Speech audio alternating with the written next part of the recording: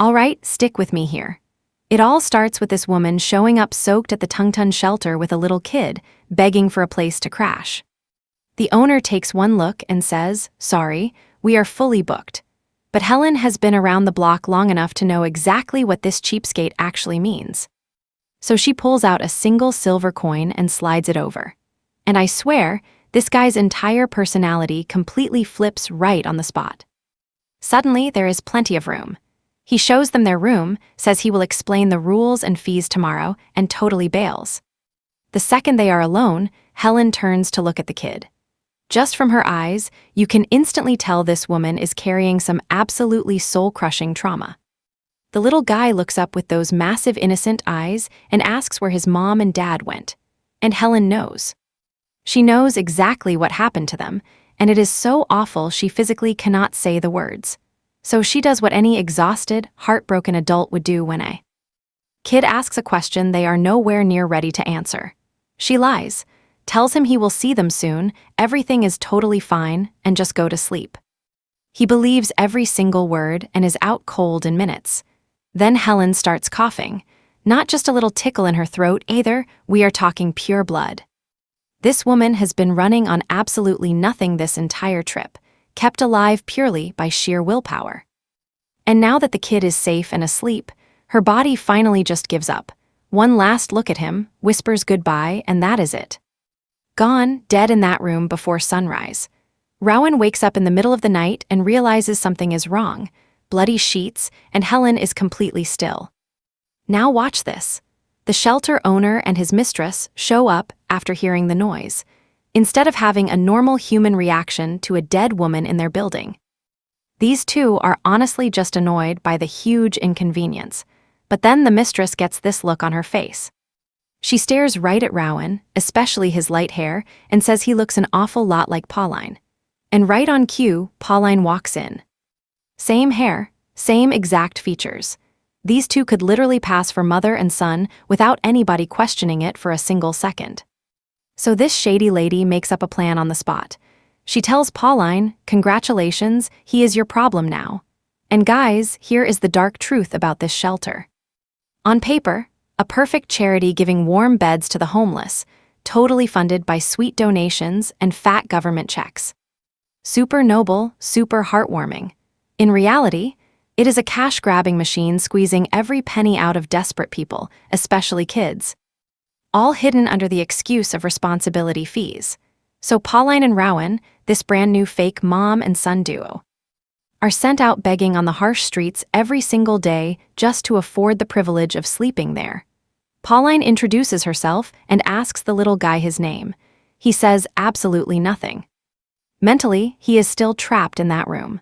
Still seeing those bloody sheets, desperately trying to process how yet another person in his life just vanished.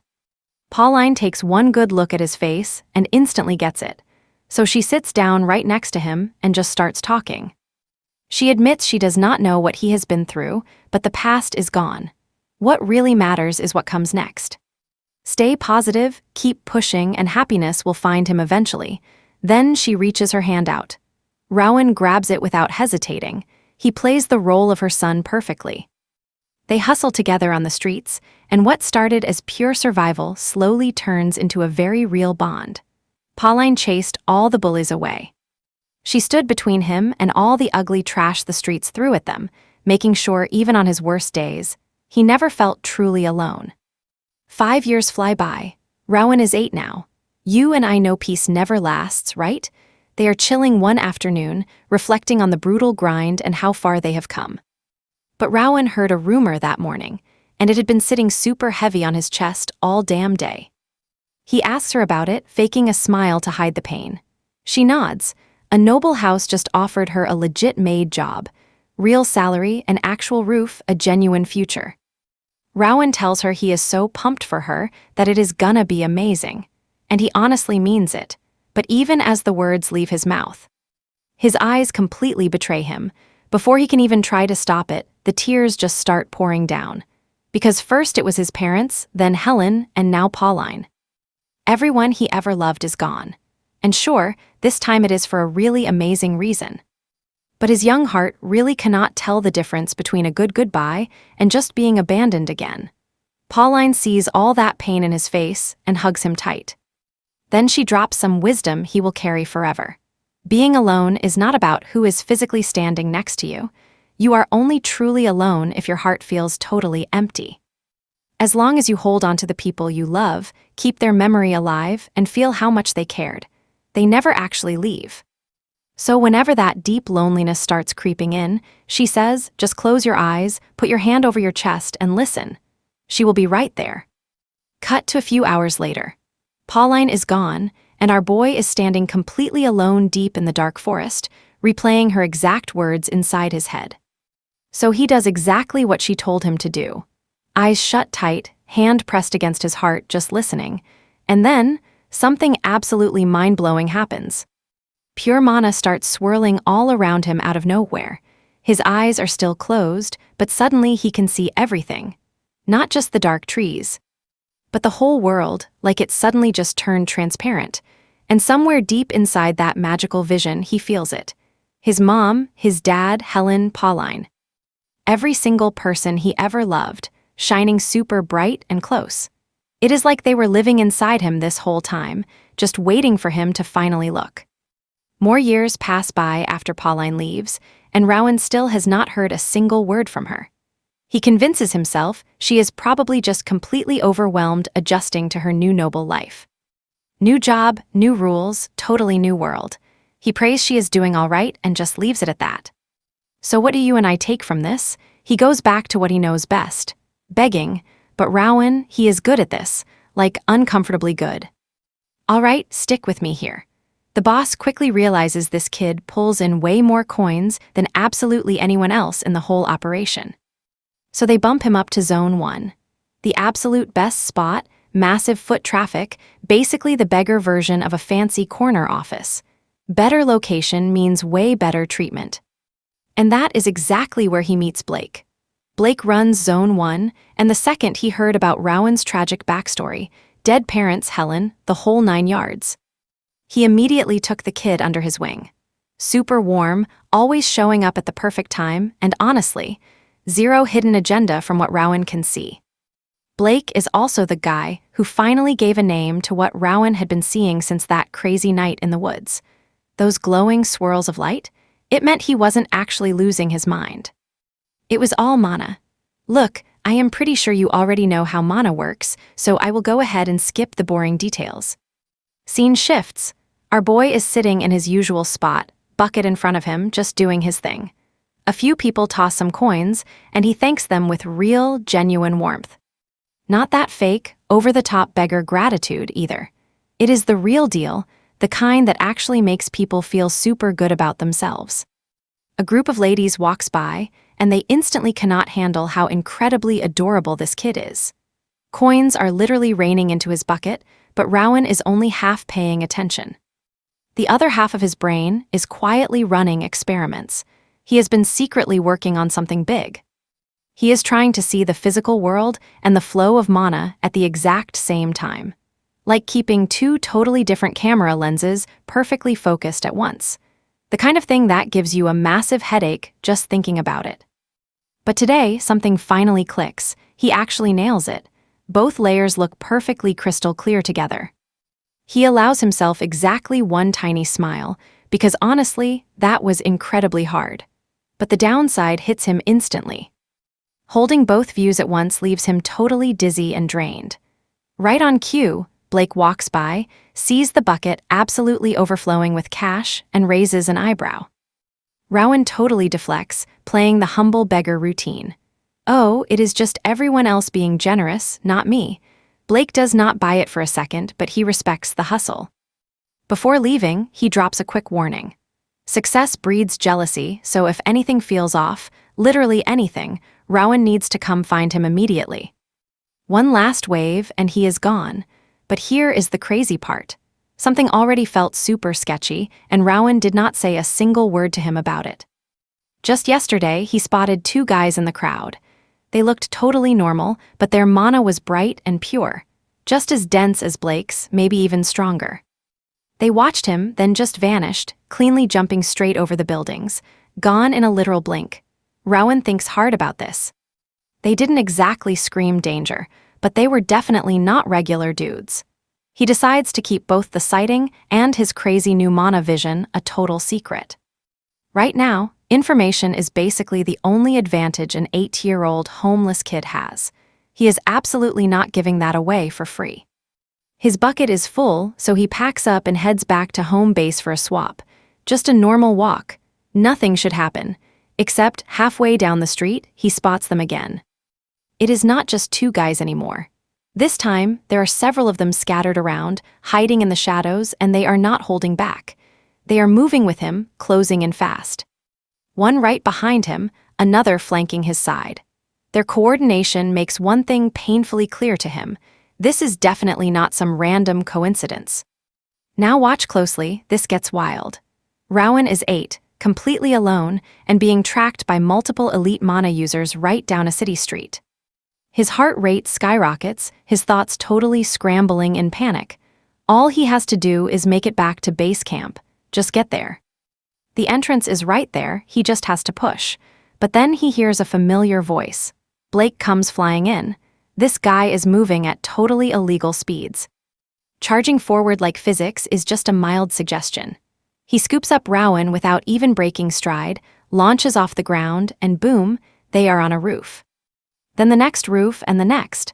The guys down below keep pace perfectly, because of course they do. So Blake shifts into an even higher gear. Yelling over the roaring wind for Rowan to hold on tight, and most importantly, do not drop a single coin because they need to eat tonight. Rowan does not say a word back. Blake looks down, fully expecting to see an absolutely terrified little kid. Instead, Rowan is staring blankly ahead, completely zoned out like he is watching something far away. Blake figures the poor kid went totally catatonic from shock. He speeds them back to the shelter, sets him down gently, and tries calming him down. You are safe, it is okay. Go inside, Rowan, just go inside. Blake watches, super confused, but the truth, Rowan was not paralyzed by fear at all. You and I probably thought he was scared, right? Nope, his brain just exploded. The chase didn't matter. Seeing Blake use full power gave him something absolutely priceless. For the very first time, he clearly saw exactly how mana flows through a human body in motion. Not just wild theories, but visually mapping it. He watched the whole process in real time. How condensed mana pools in the legs right before a massive jump, how it floods the arms for raw power, and exactly how many precise bursts it actually takes to launch across rooftops. He counted them all, cataloged every single one. So now, safely alone inside, he decides to test it out. He takes a deep breath, pulling mana from the air, and starts circulating it around. Feeling where it naturally flows and where it hits resistance. Then he starts condensing it, focusing hard, getting it ready. And man, this kid was definitely not supposed to try any of this stuff yet, but that is how you know he is a total prodigy. So, with the absolute basics down, it makes sense he is super eager to test it, but before he can, the other beggar kids return to the shelter. Rowan's boss orders them all to calm down, claiming it is just some boring routine inspection. Go to your rooms and keep quiet, but there is one big exception, Rowan. They specifically tell him to pack his bags for relocation.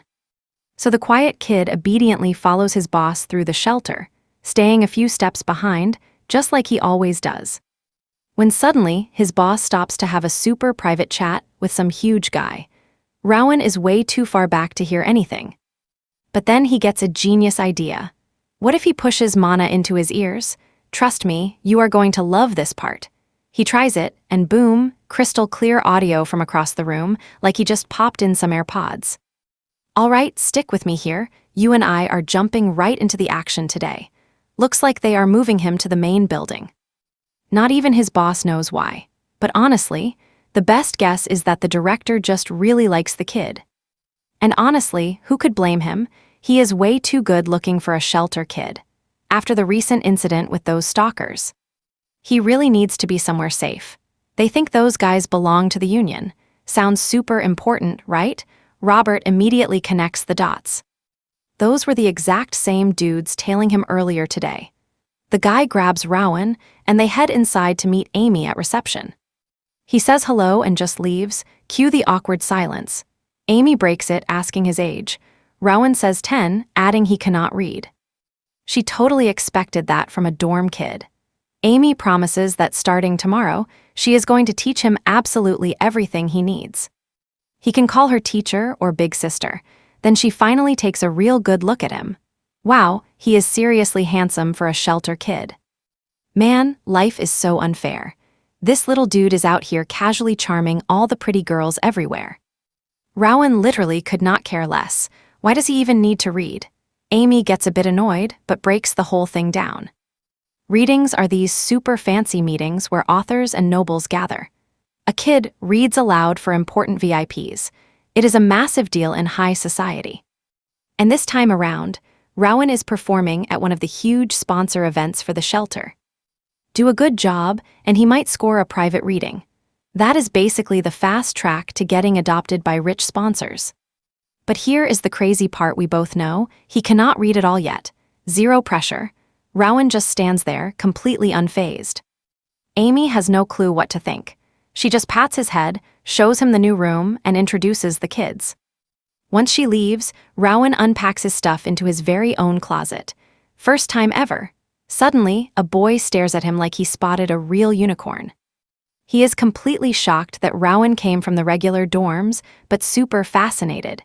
He introduces himself as Tio, pointing out everyone else. The blonde is Noah, the middle kid is Hayden, and the quiet girl is Lily. Tio gives him the classic welcome speech. No bullying here, and definitely no more begging. These roommates run the library and help out visitors. They are totally hyped to have Rowan around. That night in bed, he cannot stop thinking about the books. Everything anyone could ever want to know is probably inside a book. He remembers Pauline saying books are the ultimate gift for curious kids. Just thinking about her fills him with a quiet, deep gratitude. Cut to the library, Zone 1. Rowan has been grinding hard on his reading. Amy asks him to bring whatever he read today. He slams down a massive stack, and she logs the titles. Then she freezes. Every single book on this list is a fairy tale. She tells him to move on to Zone 2, the adult section. She genuinely praises how insanely fast he is learning. Rowan is totally hyped. Zone 2 means real adult books. He basically speed walks straight over there. He checks out the shelves, and honestly, everything looks fascinating. He wants to binge them all immediately, but one specific title stops him dead in his tracks. The Birth of the Grafton Kingdom in the Union. The Union. He has heard adults whispering that word before. Opening it, he immediately spots a full continent map. Apparently, this Grafton region won a massive war ages ago. After that, the whole world got restructured into one kingdom and 6 independent regions. Then, just to make sure nobody started another war, the king created a special organization called the Union. Over 200 years of peacekeeping. But think about this with me: if they are the good guys, why is Rowan getting so confused? If the Union is good, why did Blake run like his life depended on it? His first theory. Maybe the Union cracks down on begging, and Blake feared getting busted. But that makes zero sense. Blake had a totally normal relationship with the local supervisors. Scratch that theory, then a darker thought pops up. What if the shelter and the Union are actually enemies? He is also super curious why the shelter covered up that day's events. A few days pass, and Rowan has basically mastered his new daily routine.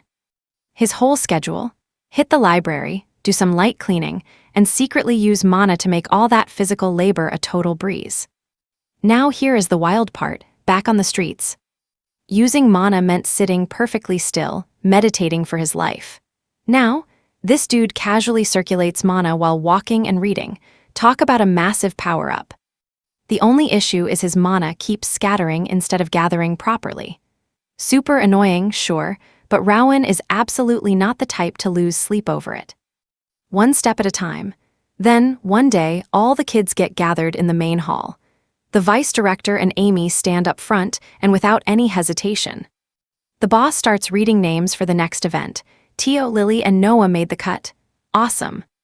But when she hits Rowan's name, she literally pauses. Because let's be real, this kid just barely finished the fairy tale section. Putting him in front of VIPs seems way too risky. But then she looks at him and realizes, okay, he is just too pretty to hide in the back. His face alone would completely upgrade the whole event. So instead of making him read, she tells him he is just going to observe this time.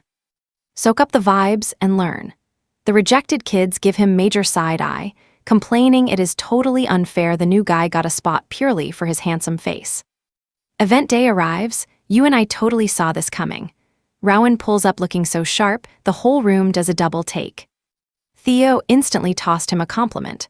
Rowan fired one right back, and then Amy guided him straight to his assigned seat. Once everybody finally settled down. A knock hits the door. Elite guests pour in, but one woman stops dead in her tracks. Stick with me here, because she completely recognizes him. This lady had actually seen Rowan before, back when he was freezing on the streets begging for spare change. Even back then, she was totally blown away by how good-looking this little street kid was. Rowan remembers her too, and he wastes absolutely zero time thanking her for the cash she hooked him up with back in the day. Her name is Caroline, and she was already his biggest fan before even walking in. She immediately starts hyping him up to the vice director, spilling about how she spotted this gorgeous kid at a crosswalk last winter, and now here he is, somehow looking even more incredible than before. And when the vice director casually mentions Rowan just learned how to read, Caroline straight up demands that he read something for them today. The vice director quickly tries to explain he is literally only there to shadow. Caroline looks super bummed out, but seeing how hyped the other guests are getting, the vice director totally caves and asks Rowan to read the final chapter. But guys, nobody was ready for what went down next. Soon as Rowan opened his mouth, dead silence. Now pay attention here, his voice had this crazy smooth, warm, hypnotic rhythm to it. The women in the crowd were completely lost in it. Glassy eyes, biting their lips, hearts definitely beating way faster than normal. By the time he finishes the passage, the room practically explodes with praise. Every sweet compliment you could ever imagine, these ladies are throwing at him. But Rowan keeps it super humble. He deflects all the credit right back to the vice director, saying none of this would be possible without her. Which obviously makes the women adore him even more. Caroline instantly promises to come back tomorrow to hear him read. The vice director agrees without blinking. Later that day, Rowan is back chilling in the library doing his own thing, skimming through the shelves. But this time he is hunting for books on mixing mana with physical movement. He is totally zoned into the search when Blake sneaks up right behind him. Blake glances at the book in Rowan's hands and raises an eyebrow, because the book he randomly grabbed is all about life's spicy pleasures. Rowan spins around and fakes this massive, over-the-top reaction like Blake just scared him to death. But nah, not even close. Rowan sensed him coming from a mile away.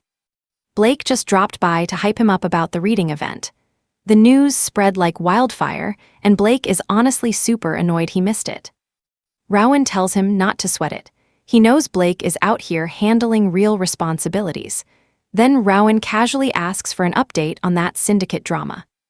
Blake sighs, saying those punks are causing trouble again, but he is planning to crush them alongside the admins.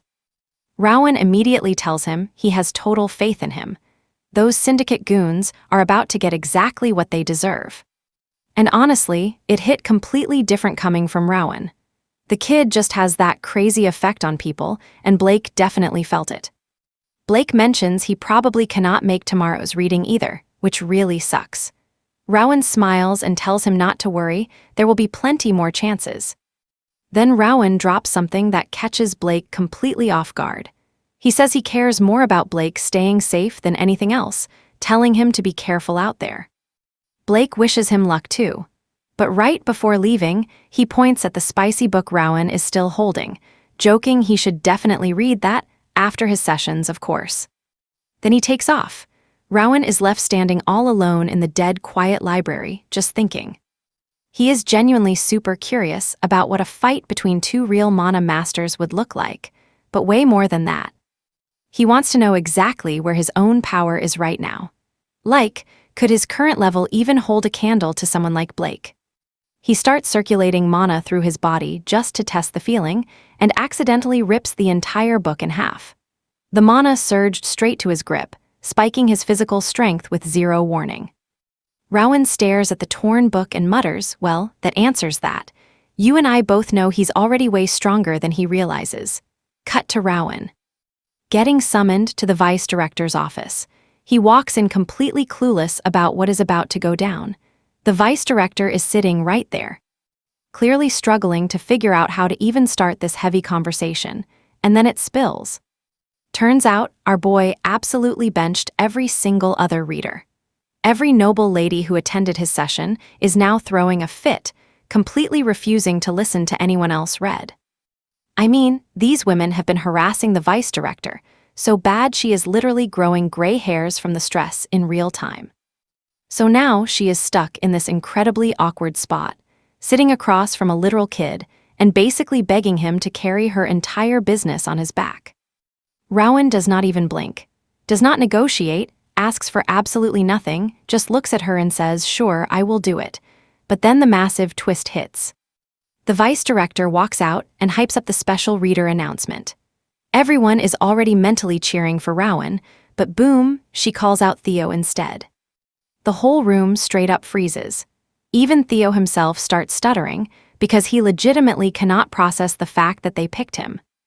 The vice director congratulates him and sends him off.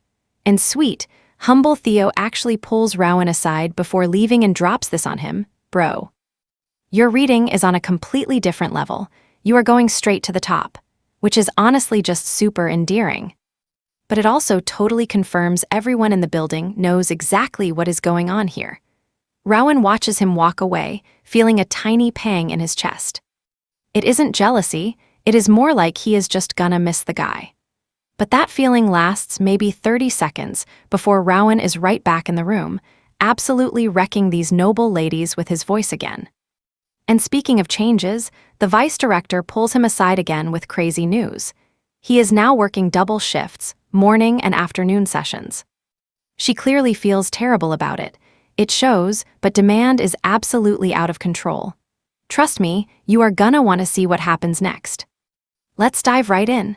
Anyone else would complain or negotiate here, but you and I know our guy Robert. He sees a golden opportunity and is genuinely stoked people want to listen. All he asks for are tiny breaks between sessions. That emotional effort totally drains him every single time. And the vice principal, she literally cannot say no to this kid. She agrees instantly, just telling him to stay within the backyard. Robert scores a massive win and heads right out. Finding some peace, he jumps straight back into his mana experiments. Reviewing his reading, he focuses mana into key points and bones, spreading it out. He finally cracked the code. Mana does not care about passive thoughts, it needs direct willpower. A real, absolute command, not just a simple suggestion. When done right, his entire body literally lights up. But as it fades, his focus keeps slamming into this invisible wall. He still isn't sure if his technique is flawed or if there is something way deeper messed up inside him. But he is in zero rush. He would rather build a rock-solid foundation than burn out like all the others. That thought instantly reminds him of Blake, who basically carried him to the shelter when his legs gave out. He figures the syndicate must have stopped chasing him eventually. That is one less problem for him, but something else has been quietly bothering his mind. He noticed that even seriously skilled mana users can completely exhaust themselves if they push too hard. This gets his gears turning.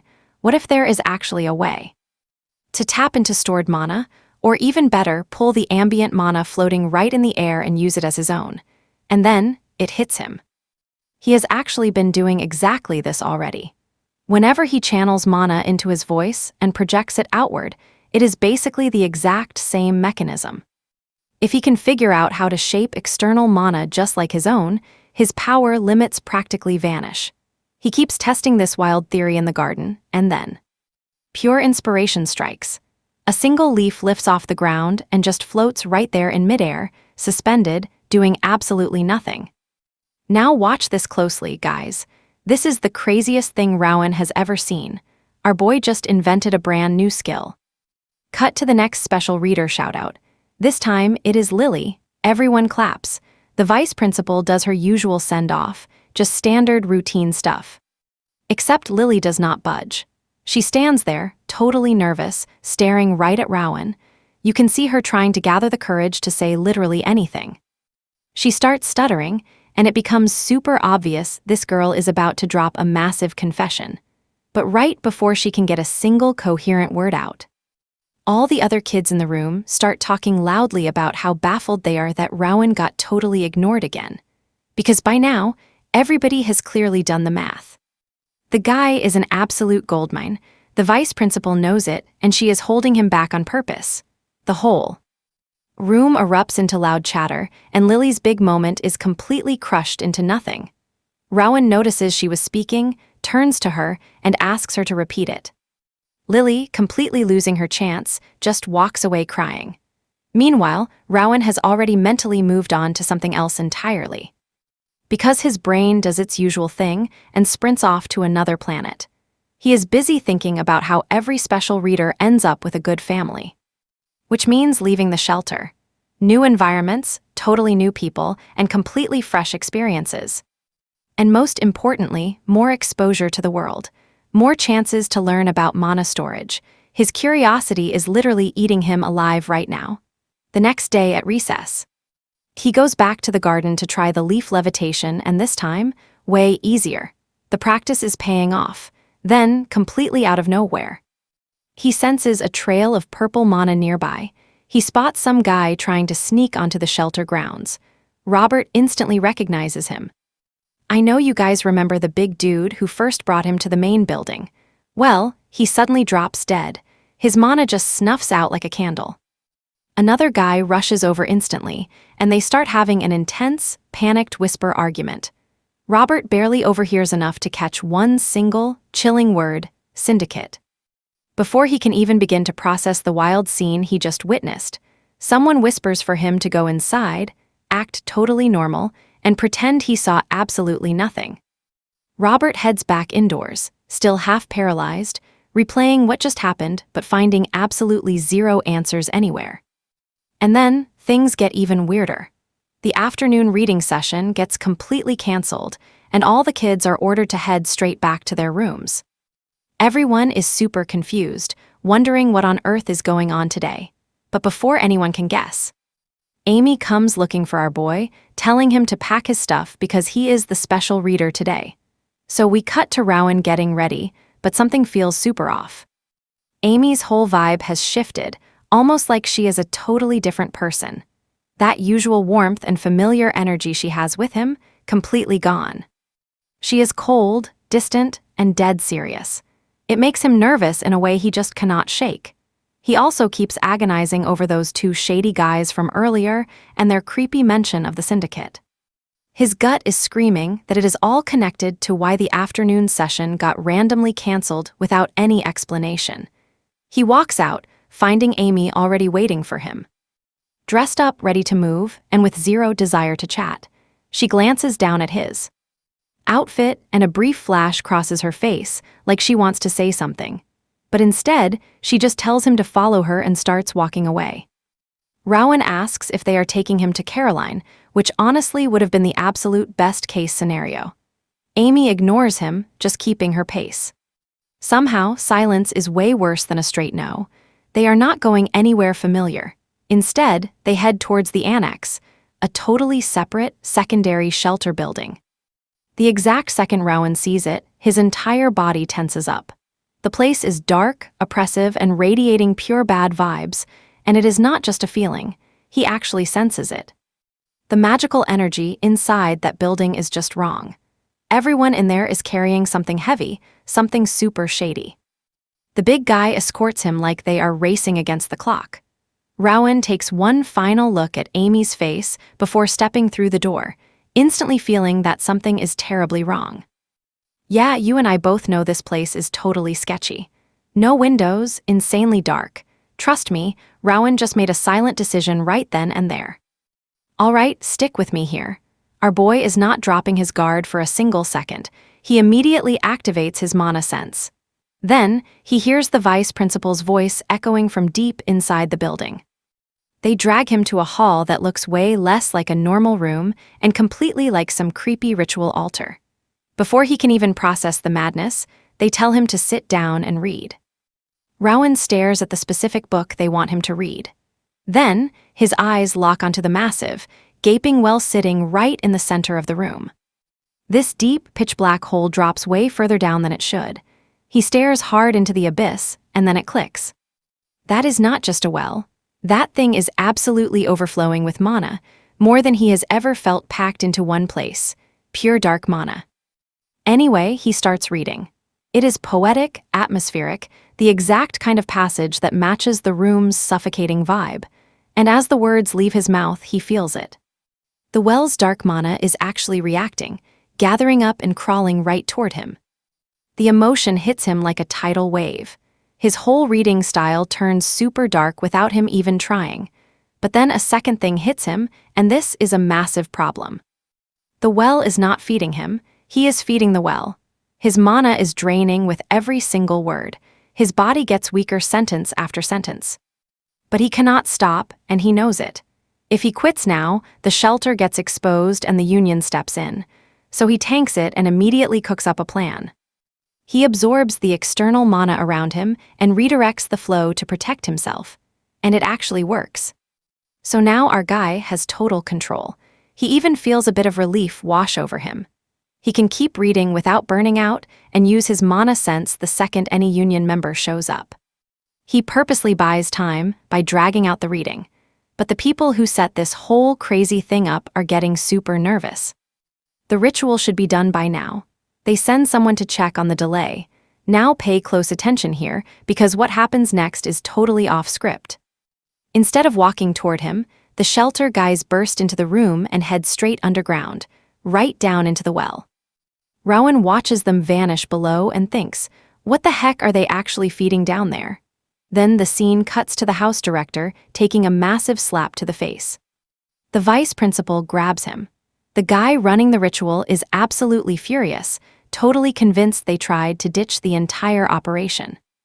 Meanwhile, our boy goes down the well, and his entire world just shatters. Real, actual people were sacrificed for this insane ritual. He is still trying to process this pure nightmare when he spots a familiar face, Pauline. Then that angry guy from before spots Rowan just standing there. Right then, Blake storms in demanding answers. Why are the director and vice principal dead? This jerk replies he killed them for trying to run. That is when they found a weird fruit on the tree. Rowan was brought here to make another fruit, but the process completely failed and nobody knows why. Blake looks crazy frustrated processing all this madness. Then he rips his sword right out of Pauline's body. Meanwhile, our boy is standing there frozen like a statue because it all just clicked. He once asked Blake why he never carried a sword around. Blake had told him they used his weapon somewhere else. The jerk realizes what just happened, and our boy totally loses it, going completely berserk with absolute blind rage. Our guy does the right thing and mercilessly destroys the dude next to him. He walks toward Blake, who realizes he miscalculated badly. This 10-year-old kid is radiating a dark aura that is way too intense for his age. Rowan blitzes him with insane speed and power before Blake even finishes his monologue. Suddenly, the fight stops. Rowan locks onto that dead, cursed tree and just breaks down crying like he truly lost everything. Then, he pushes his very own mana right into the tree. I know what you are thinking, but wait. He dives into the trapped memories, seeing completely terrified kids and helpless people. They are all gone. Then, buried deep in that pure horror, he spots something wild. An older version of himself, like a grown-up Rowan staring right back at him. Before he can even process that craziness, the memory sequence just snaps. Rowan is yanked back to reality, left with way more questions than answers right now. But something shifted inside him. It feels like he just reconnected with a woman he thought was gone forever. And right alongside that feeling is Pauline's voice. He remembered her words, how you are only truly alone when your heart is completely empty, that as long as you hold on to the people you loved, they never really leave. Love is not something you see, it is something you feel. Even if the memories themselves start to fade away, the love stays. It lives forever in your heart. Blake points a sword at his neck. This arrogant jerk tells Rowan he nicely waded through his emotional breakdown because he knew he was smart. His goons totally wrecked the original plan, sure. But now he is curious, so he gives our boy a choice. Walk away with him or just die quietly right here. Rowan, who has already decided this jerk is dead meat, simply asks where they would go. Blake explains there is another farm, another tree. Rowan would be in charge of it. Blake would manage him and officially welcome him into the Loodle. If you are wondering what the Loodle is, it is basically a cult run by a fanatic who thinks dark magic is the ultimate key to changing the world. Blake is literally just an errand boy for this dude, a loyal little servant. That is when Rowan asks a question with the absolute coldest tone imaginable. With totally dead eyes, he asks if Blake built the tree. Blake says nope, he does not have that kind of power. That is strictly high priest business. He just watches. Anyway, Blake is done talking and wants an answer. Like, bro, did you seriously even need to ask that? You murdered his mother figure. Rowan tells him no, and Blake immediately goes for the kill. Let that sink in for a second with me, guys. This is the exact same guy who treated Rowan like a little brother. I personally expected at least one single moment of hesitation. But nope, he really tried to butcher this kid without blinking. Except, Rowan stops the blade with 2 fingers using external mana control so precise it breaks Blake's brain. Then, Rowan quietly asks if Blake was the one who actually murdered Pauline. Blake, somehow still being incredibly arrogant. Let's dive into this wild revenge arc. He asks if Rowan wants payback. Rowan just snaps the sword in half and says he won't live to see tomorrow. Ice cold, right? But it hits way different when you remember he is literally a grieving 10-year-old kid who just lost the closest thing he had to a mom. Then, our boy hits him with a magic-infused punch, sending this scumbag straight to the ground. Then, no more talking. Rowan just slices him clean in 2. Now that it's finally over, his senses spike. A group is approaching.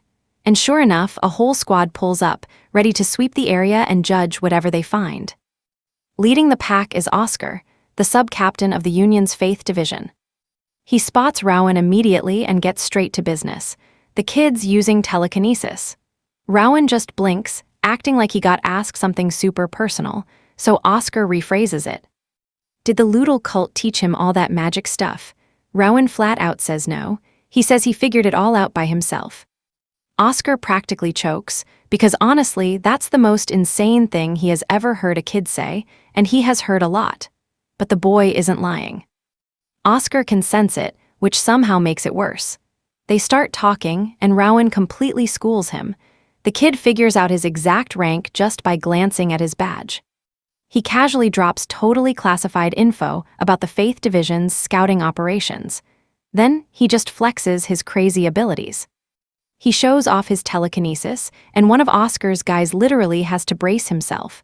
They were so not ready for that. Then, someone pulls Oscar aside, whispering that the tree was grown less than 2 years ago and the binding spell is broken.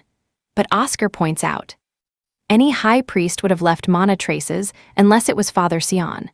Meanwhile, Rowan is just staring at the tree, the house, Lily's place.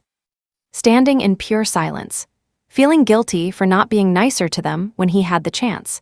He asks Oscar how many trees like this he has found before. Basically asking how deep does this go, how huge is this? Watch closely here because this is where it gets interesting. Oscar answers, but he's analyzing Rowan. Any normal kid would be having a total meltdown right now, crying, shaking. But this boy, he's totally different. Focused, in control, he already knows his next move. Rowan straight up asks to join the Faith Division. Oscar figures the kid is just in severe shock and is insanely good at hiding it. Like, way better than most grown adults, honestly. He tells him they need to do a special investigation first before deciding anything, and tells Rowan to follow. As Rowan walks away from the tree and the bodies, leaving that whole grim scene behind, his eyes lock onto something on the dead vice principal's body. A single coin, just sitting there, totally unclaimed. He pockets it without missing a step. Cut to outside the building, where one of Oscar's guys is giving the official damage report, and here is the quick rundown. The Faith Division took 0 damage, completely unharmed. As for the body count, 13 from the cult and 3 from the shelter. For suspects, they narrowed it down to 2 people, and apparently one of them is Amy. Oh, and the high priests and big shots of the Loodle group. Turns out they only set up the ritual space. They didn't actually break it. So the investigation stays open, because nobody can figure out how everything collapsed to begin with.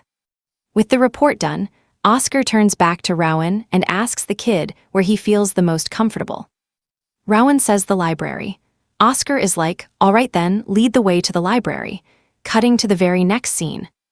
They're both sitting in the library, having a real heart-to-heart. Oscar kicks things off by pointing out there are 0 books on mana cultivation here. He's dying to know how Rowan learned magic. Rowan just says, I'm smart, I figured it out. Seeing that confidence, Oscar admits to himself he's telling the truth. Incredible talent. Still, he needed to hear Rowan's full version of exactly what went down. So, Rowan lays it all out for him. Starting from day 1 at the shelter, all the way to realizing Pollen was likely the one who passed down his abilities. After taking in the whole story, Oscar just sits there with a million questions because absolutely nothing about this boy makes sense. Like how Rowan has 0 training in mana control. None. And yet he still managed to body 2 members of a Loodle organization, one of them being Blake, an experienced swordsman. I know what you're thinking. That's impossible, right? Somehow he also shattered a high priest's ritual, which is definitely not something you just accidentally do.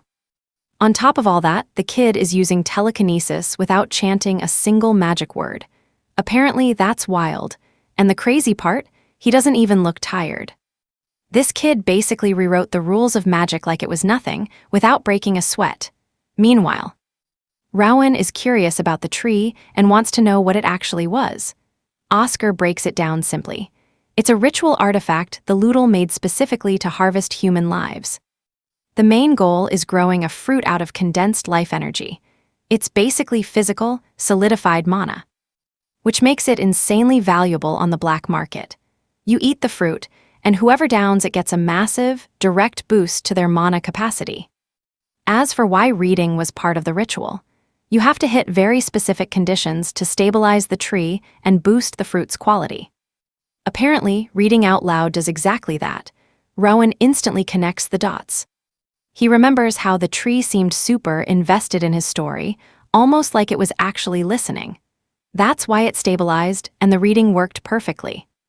Then he takes it one step further. He realizes that before these things were trees, they were actual human beings.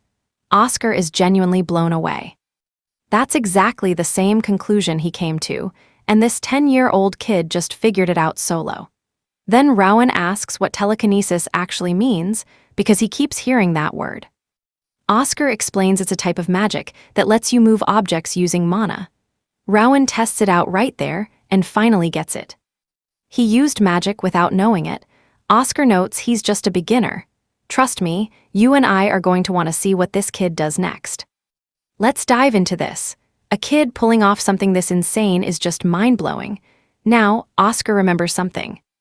Rowan had mentioned wanting to join the Faith Division. And honestly, after surviving an absolute nightmare betrayal by the exact people who were supposed to protect him, Oscar really wants to figure out why. The Faith Division and the Union are literally the same exact group under different names, so this is no small commitment. The kid keeps it totally real. He still does not fully trust the Faith Division, but his gut instinct is screaming that Oscar is actually a good dude. He can literally sense it in his mana.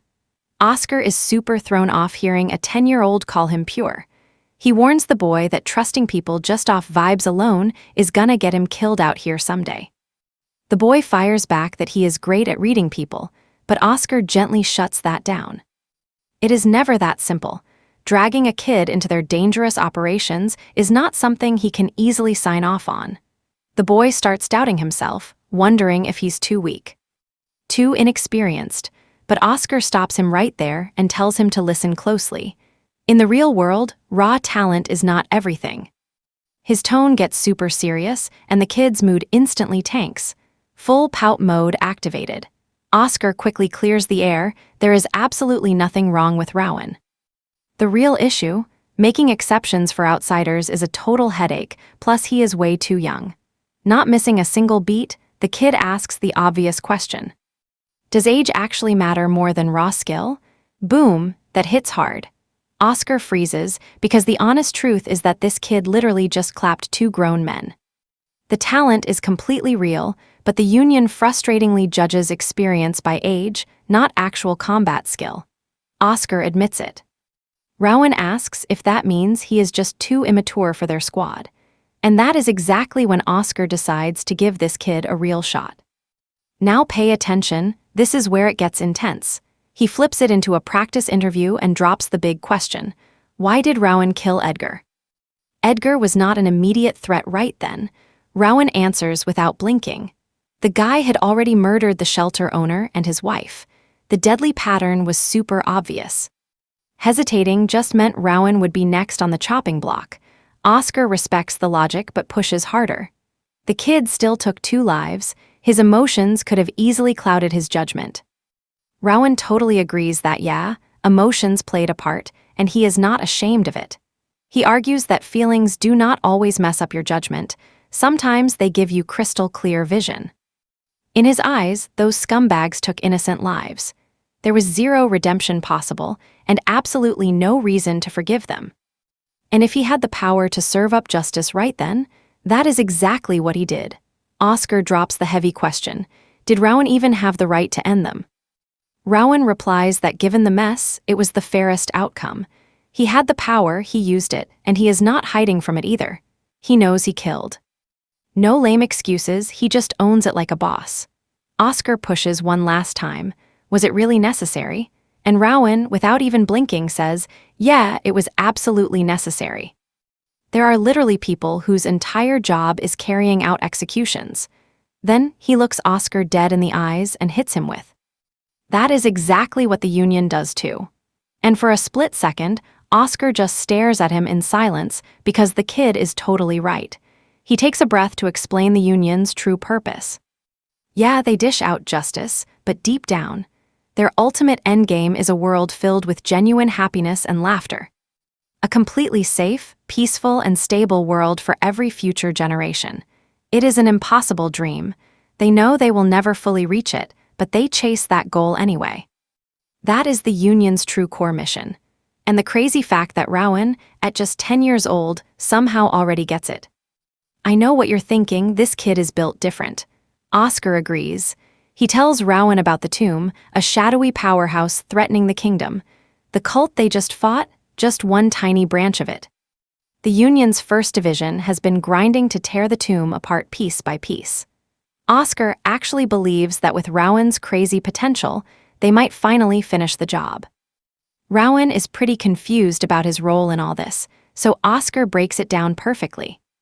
Rowan joins up, flexes his skills, and earns his spot. It is that simple. Until then, Oscar just wants the kid to actually live up to his own massive potential.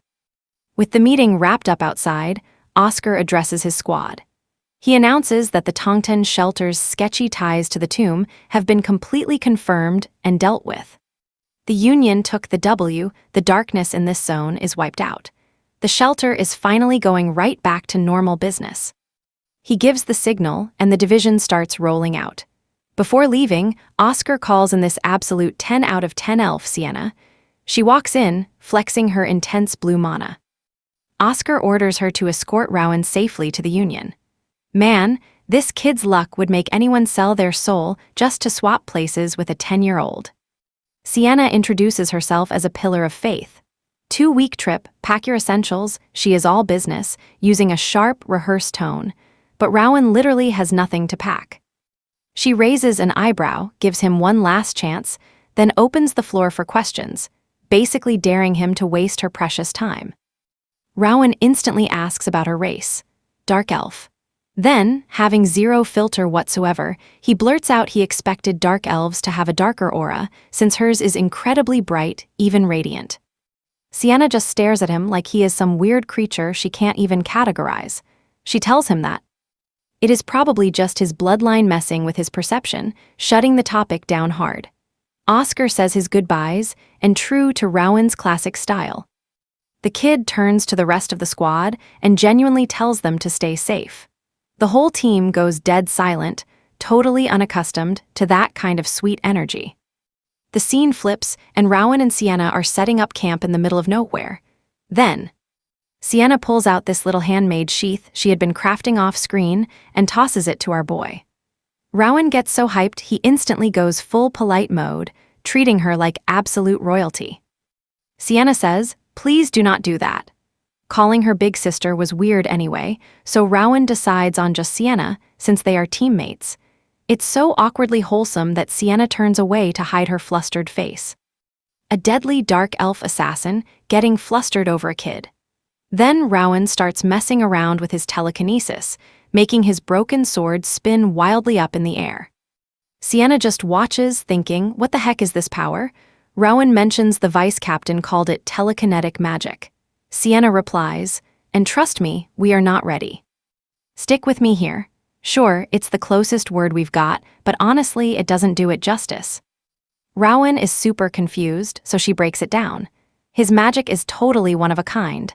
Most mages chant, draw magic circles, and do whole rituals just to touch mana. But him, he just does it effortlessly without help. She says pure mana control belonged to ancient elves before splitting into dark, high, and whatever else. Then she looks him dead in the eye, claiming his eye color proves his parents were definitely not normal people. That hits him hard. Rowan goes completely silent, just thinking about them. The next day they hit the Union, and man, this place is nothing like Rowan expected. It's basically a massive city. Sienna gives him the grand tour, explaining the residential and commercial districts. But the real strength is not buildings, it is the people. Every single race comes here. The strongest warriors and mages globally set up base right here, specifically to protect everyday folks from complete psychos like the Grave. That is exactly why they call it the sword and book of the continent, brains and brawn. Rowan is soaking this up like a sponge, eyes wide open, mentally filing every detail. Then, they get intercepted by a guy named Lazarus, the Union's management director. He immediately locks onto Rowan, pulling him aside for a private chat in a room that is aggressively, almost suspiciously bright. Rowan instantly catches onto this mentally, because our boy seriously notices absolutely everything. Rowan knows this place is packed with heavy hitters, but what really grabs his attention about Lazarus? His aura. It is not flashy or scary, it is perfectly controlled, not a single drop wasted. Honestly, that is way more impressive than any explosive flex. Rowan quietly starts calculating just how strong this dude actually is. Then, Lazarus does something totally unexpected. Watch closely here, he politely asks for Rowan's hand, grasping it firmly with both hands. And in that exact same instant, Rowan absolutely feels it. This guy uses the exact same mana control as Rowan, just on a totally different level. Rowan drew stick figures, this dude paints the Sistine Chapel. Instead of freaking out, Rowan is hyped. He never knew others could do this or even go this far. The guy practically vibrates with excitement. Then, Lazarus's eyes slide down to the coin hanging off Rowan, the one taken from the vice principal. Before he even asks, Rowan clears it up. Not stolen, it was his grandma's, just reclaiming what was already his. Lazarus asks to see the emblem, and things get wild. He asks nicely, but Rowan's body literally will not move. He tries pulling his hand back, trying to shift weight. Nothing. Lazarus basically locked his mana, pinning him in place without a single aggressive move. It is the most polite prison cell ever. So, Rowan thinks fast. If he handles gravity and mana pressure together, maybe he can slip right out. He tries it and actually succeeds. Lazarus looks totally impressed. But Rowan is annoyed with himself because all he did was copy the director's technique. Nothing original at all. You saw that slip too, right? Lazarus noticed it, making him even more impressed. Examining the emblem, for the first time, his flawless mana control actually flickers for just a split second. Rowan spots it instantly. The director sincerely thanks him, not just being polite, but because Rowan showed him something he had been wondering about for ages. Still curious, Rowan bluntly asks, "Are you the strongest person in the union?" Lazarus laughs it off, calling himself just an old raccoon helping the next generation. Classic Rowan takes it literally and completely misses the joke. Lazarus explains the 17 captains are scary, but the commander is another level. Then the governor and top brass. Compared to them, the raccoon thing totally fits.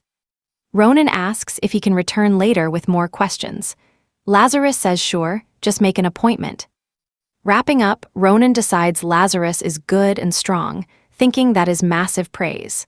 Feeling confident about joining the syndicate, he finally sees his new home, Union Academy. Sienna explains this is where syndicate members send their kids while away on super long missions, which basically turns the school into a hub for kids raised in this intense environment. It is not some specialized academy. They teach swords, magic, martial arts, building students from scratch. The idea is 5 years here could turn Ronan into someone genuinely terrifying. The second she drops the word school, a fire absolutely ignites inside Ronan. Next day, our boy looks sharp in his new uniform, ready to learn. He asks the woman if she teaches. She replies, "Oh, I forgot a proper introduction." Turns out she is Daphne, head of academics and language professor. Basically, she is a pretty huge deal. She hands him the freshman schedule with a list of electives to choose from. And bro, these options are absolutely insane. Mana manipulation, swordsmanship, astronomy, just tons of epic stuff.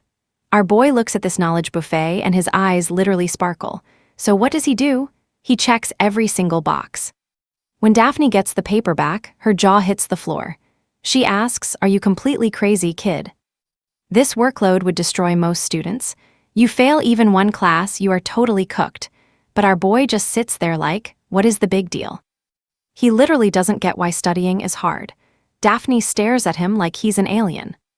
Seriously, what kind of kid wants to study everything?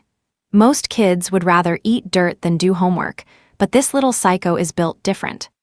Trust me, we are in for a wild ride. She warns him about the absurd homework load, but he refuses to budge.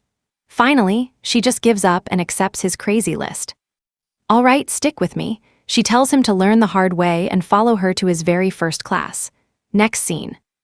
Our boy walks into the classroom right behind Daphne, looking around and soaking everything in. But he instantly notices something huge. Every single kid in this room has way denser mana than him. This totally confirms his worst suspicion. His body is the actual problem, not his skill level. Anyway, Daphne introduces him as the late transfer student and gives him the floor. Rowan steps up, and suddenly, memories from his reading sessions back at the shelter hit him. This all feels super familiar. He gives this super polite, genuine intro about just wanting to get along with everyone. And bro, his voice. This kid's voice is so smooth and sincere that it literally melts the teacher's heart. Look at this little rascal, already winning over the staff on day 1. Once our boy takes his seat, the lesson kicks off. Daphne tells everyone to open up to page 24 and asks Rowan to read since she knows he studied at the shelter. He flips the book open and instantly recognizes it. It is the exact same damn book Amy used to test him with. His mind flashes back to the shelter. He used to read beautifully, using this elegant tone that had everyone completely hypnotized. But now, it just feels super weird because Amy, the girl who taught him, turned out to be part of the Loodle group that betrayed him. Still, our boy is crazy mature.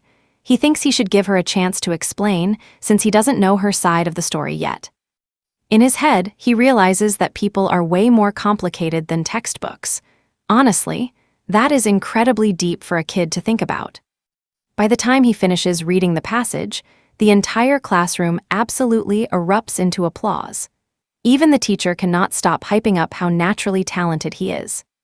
She praises the academy for scoring such a gifted student, right after class wraps up. Some kids run up to him saying he is amazing. Daphne never gets impressed, but he totally blew her away. Our boy is gaining fans everywhere he goes. But then this short-haired girl with bright green eyes walks up to him. The exact second he looks at her, something just clicks in his brain. He recognizes her from that crazy vision he had earlier. She introduces herself as Sophie Polbell, the class president and student rep. They shake hands, and she asks about his elective. He mentions swordsmanship, but she notices he is only carrying this tiny little dagger. So she asks if he is trying to join the union. Rowan is super confused. He literally just wanted to study a bit of everything.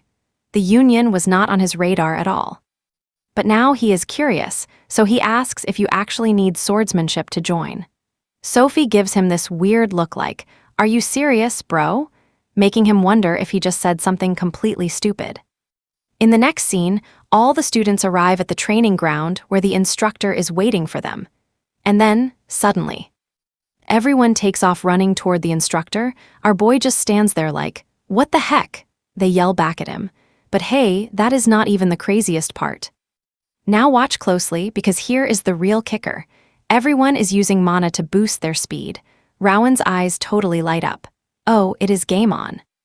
You bet he activates his own mana and just goes flying past all the other students, even though he started way behind. Even Sophie is watching this unfold, realizing this kid is not normal. She can tell his speed is totally unnatural because he makes it look way too incredibly easy. Meanwhile, our boy does not care about the race or winning. He is having the time of his life, laughing and daring everyone to catch him. All this chaos catches the instructor's attention. He turns around, sees this tiny kid absolutely zooming across the training field, and thinks, yeah, I need to keep an eye on him. A few moments later, the race finally wraps up. Everyone is gasping for air, cursing whoever thought this was a good idea. Meanwhile, our boy is just chilling, completely relaxed. They all gather for the assembly, and Rowan is just thrilled to finally find people who can use mana like him. But on the flip side, Sophie is having a full-blown existential crisis. She is wondering if this kid is even human with how he accelerated and completely lapped everyone. And the fact that he is not even sweating, she is convinced he might actually be a demon.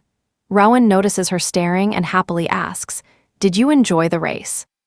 On the inside, Sophie is screaming. This little demon just humiliated everyone, and he still has the absolute nerve to ask if they had fun. After they catch their breath, the instructor finally introduces himself. He is Diego Sanchez, a master swordsman and their brand new teacher for this class. Our boy is super hyped to learn from this guy. Diego tells the entire class to go grab a wooden sword. You can see the pure pain on these kids' faces since they are still wiped out from that deadly race. But I know what you are thinking. Rowan is just standing there, totally frozen. Diego tells the kid to hurry up and move, but our boy hesitates, staring at that wooden sword like it might literally bite him. He is having intense trauma flashbacks of Blake, and Diego notices it right away. The instructor sees the raw fear in his eyes, so he drops some heavy wisdom. Look, a sword can be dangerous, sure, but at the end of the day, it is just a tool. The blade has no intentions. It only reveals the true character of the person holding it. That is why you have to face this fear. And wow, that seriously hits home for our boy. He has this huge lightbulb moment like, wait a second. If Blake beat me with a stick instead of a sword, would I be terrified of sticks right now? He finally realizes that the swords are not the actual problem. It is the twisted person swinging them. So he steps up and grabs the blade. He figures he does not need to become a legendary swordmaster, but he shouldn't run away from this either. Diego watches him take it and instantly spots two things. The kid has massive natural talent in the way he grips it, but his willpower is completely lacking. Next, the instructor announces that they are doing partner sparring matches. Any fighting style is allowed as long as you take down your opponent. And then, Diego drops an absolute bombshell. Rowan gets paired up with Sophie. Both of them are completely shook like, what? And the other kids are already taking bets, saying Sophie will destroy him since she comes from a prestigious sword family with real training. Trust me, you are going to want to see how this wild fight unfolds. All right, grab your snacks because you and I are about to watch Sophie drop into a super professional sword stance, watching our boy like a hawk. Meanwhile, Rowan is just standing there thinking, oh, so this is real swordsmanship. Honestly, he is super impressed by her insane weapon control. It feels completely different from that totally terrifying experience he barely survived with Blake. He casually adjusts his own blade, wondering what good swordplay actually means. Then, entirely by accident, he drops into his very own stance. The exact second he does that, boom, both Diego and Sophie snap their eyes wide open in pure shock. This kid just nailed a flawless neutral stance on his very first try like it was absolutely nothing. That is supposed to be mathematically impossible for a total beginner, but hey, here we are. Sophie is totally stunned, but losing is not an option with her family pride on the line. She lunges in with a determined first strike. Rowan just dodges. She swings again, dodged. She aims right for his chest. He is already gone. She tries from a totally blind angle.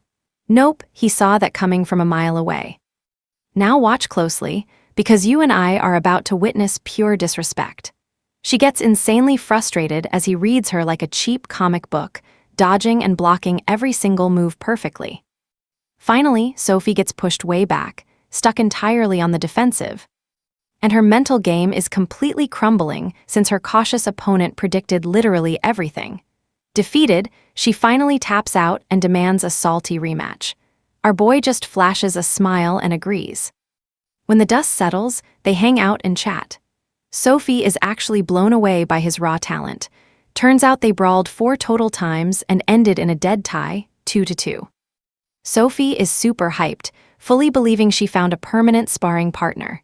Meanwhile, the other students are just thrilled that magic class means nap time. But Rowan gets totally confused, asking if magic is not a core union class. Everyone just stares at him like he is an absolute weirdo. One guy groans, "Bro, the professor is so advanced that learning anything is basically impossible."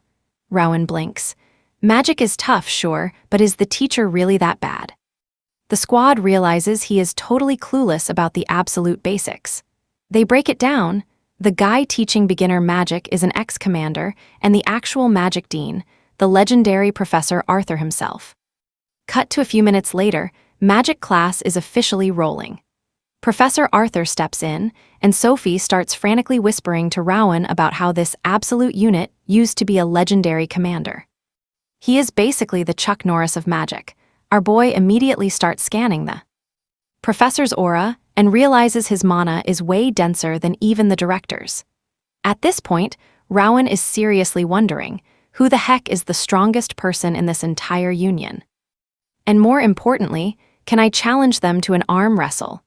Arthur spots the new kid, introduces himself as the magic professor, and casually admits his class is usually completely unbearable.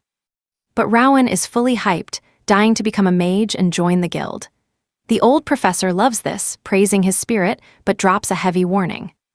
Chasing magic means completely throwing away the path of the sword. Understand? That is exactly when it clicks for Rowan. No wonder his classmates gave him those crazy looks earlier. So he asks what the deal is. Arthur just points at Sophie to break it down. She explains it in super simple terms.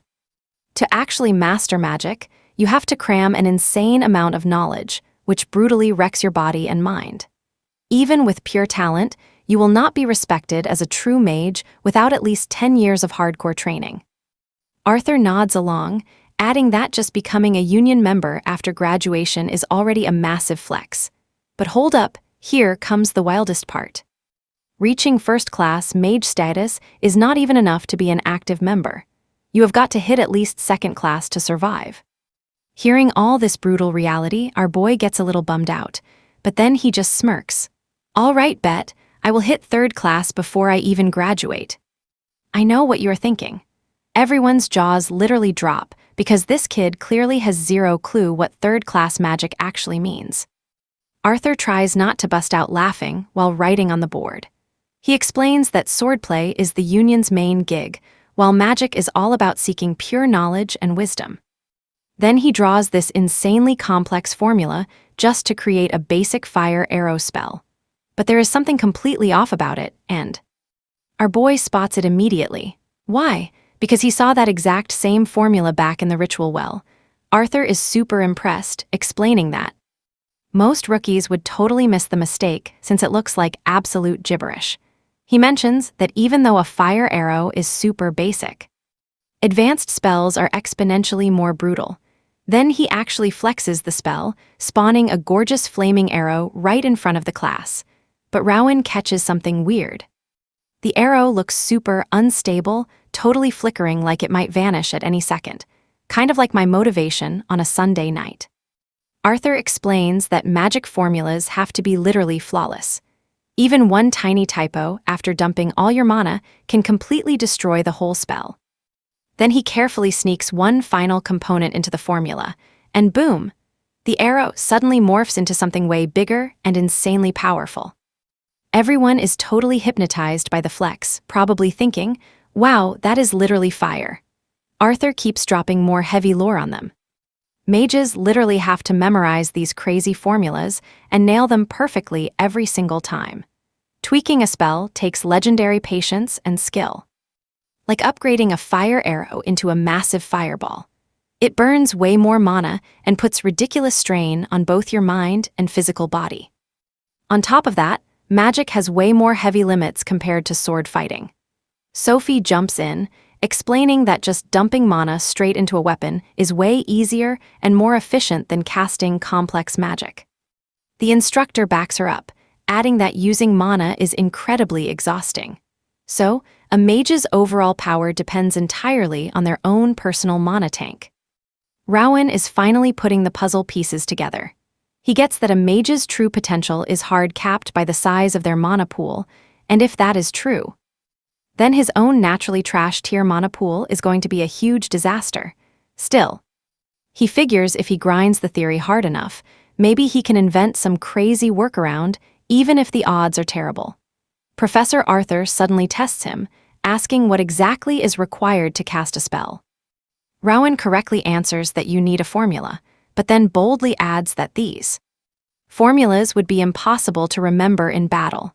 That is why magic circles were invented. So what do you and I take from this? He is cooking something epic.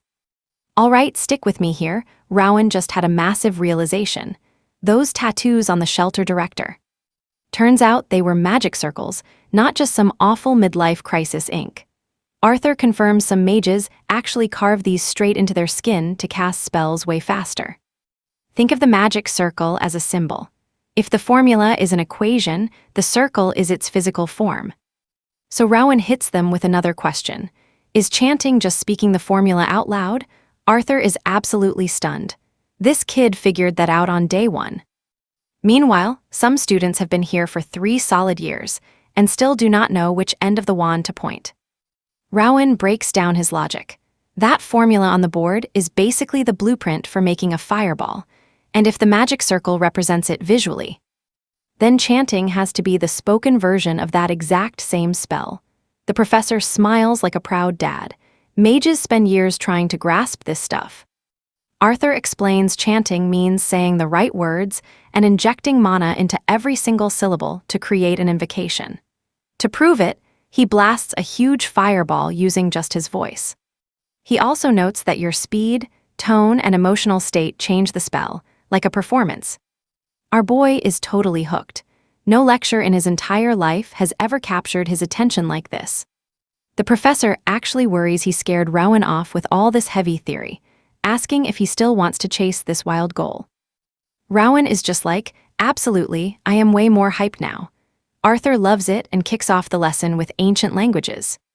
He passes out books to translate, and you can literally see the pure dread on these kids' faces. By the time class finally wraps up, Sophia is completely fried from the workload. She is heavily regretting taking so many classes this semester, but Rowan is just sitting there, totally fine. Completely unbothered, because this absolute madman packed his schedule to the brim with 0 breaks. His curiosity is so intense. It is honestly starting to annoy Sophia at this point. She mentions his new roommate is some guy named Lucas, but the name does not ring a bell for Rowan. She heads out. Back at the dorm, our boy is already grinding hard. He is trying to crack the spell using just the basic formula. Figuring he lacks the massive mana pool for normal high-tier magic, he thinks maybe he can engineer a brand new style that actually fits his stats. And somehow, Now watch this closely, because against all odds, he actually creates a working spell. It is an insane achievement, but there is a catch. The physical toll on his body is absolutely brutal. The magic worked, but it knocked his lights out entirely. When Lucas walks into the room, he finds Rowan completely out cold on the floor. He just stands there like, what on earth went down in here? Scene shift. While our boy is totally unconscious, he starts hearing a familiar voice echoing in the darkness. It is Sienna. She is super guilty, blaming herself and the other teachers for pushing him way too hard. They all thought he was this prodigy who could tank anything they threw at him. But clearly not. Finally, our boy blinks open his eyes, and the very first thing he sees is Lucas hovering like a worried mother hen. This dude is so relieved, just genuinely thrilled that Rowan did not actually die on him. He introduces himself as Lucas Bond Parcel, Rowan's new roommate, joking that finding a passed-out body on day one is definitely a rough start to the semester. Rowan sits up, super confused, just thinking, hold up, did I actually black out? Apparently, yeah. But it is nothing life-threatening. What he really cannot wrap his head around is why Lucas is hovering over him, acting like a total helicopter parent right now. Turns out, Lucas is the son of Oscar, the vice captain, who specifically ordered his kid to watch Rowan's back at all costs. And this guy is seriously hoping Rowan will put in a good word with his dad. Seeing how chill Lucas acts, Rowan decides he is probably trustworthy enough. Also, you and I need to address how massive Lucas is. Seriously, you would swear this guy is a senior, but no, he is in the same year. Sure, he is 2 years older, but it is not because he started school late.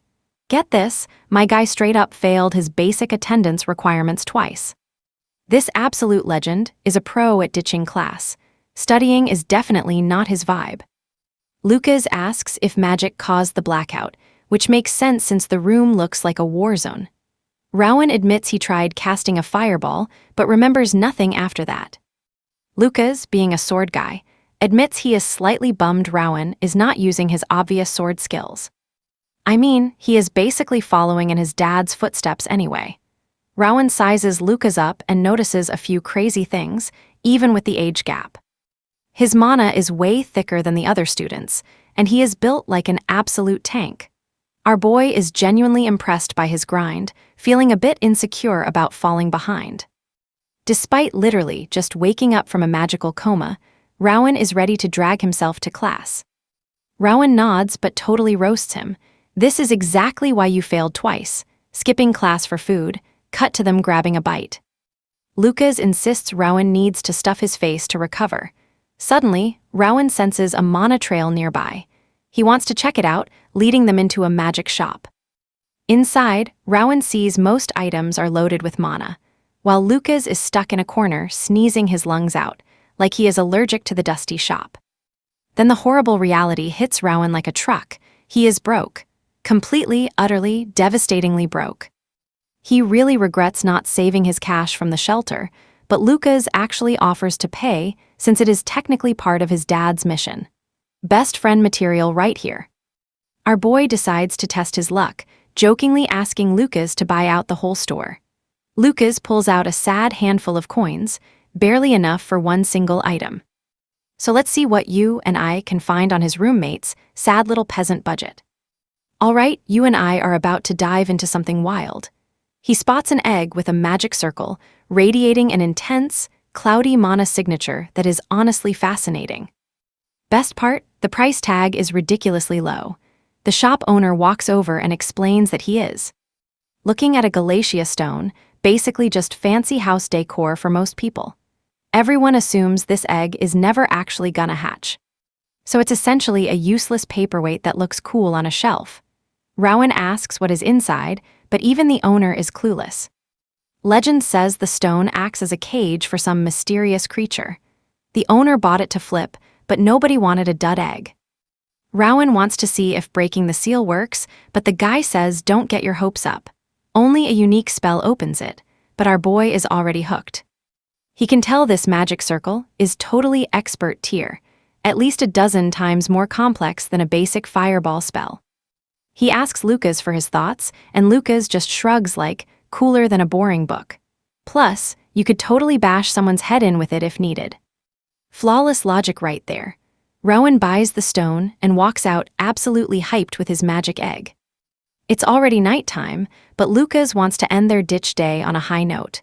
He suggests visiting the Union's absolute coolest spot, the clock tower.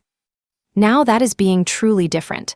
And finally, there is the governor, the absolute top authority on the continent with king-level status, standing there. Staring at the clock tower from a distance, Rowan reflects on the insanely long road ahead to reach the level of those legendary figures. But you can see it in his eyes. He is totally determined to match their greatness someday, whatever it takes. Rowan and Lucas stayed at probably the most impressive place in the whole Union until the sun went down and night took over. Our boy is absolutely amazed by this massive watchtower. You can see this thing from anywhere. Now, stick with me here because his curiosity is about to take over. So he asks Lucas what the red hands on the clock mean and how to read them. Lucas scratches his head, squinting super hard. After forcing his two brain cells to work together, he finally remembers the characters on the outer red band show the current year. Rowan steps up for a closer look and notices the symbols are in ancient languages. Then Lucas just straight up gives up and admits he never learned. My dude lived here his whole life and never bothered. Rowan uses his big brain and solves it. It says year 262, which makes total sense since they are currently in year 262. From there, he decodes the other dials for the month and day. 1920 on June 14th. Took him a minute, but Lucas raised right here. Never bothered to learn, here is where things get serious. Rowan gets obsessed with the tower because of that dark tree vision. That illusion showed the clock tower as ground zero for an apocalypse. If he remembers right, the clock said June 14th, exactly 10 years away.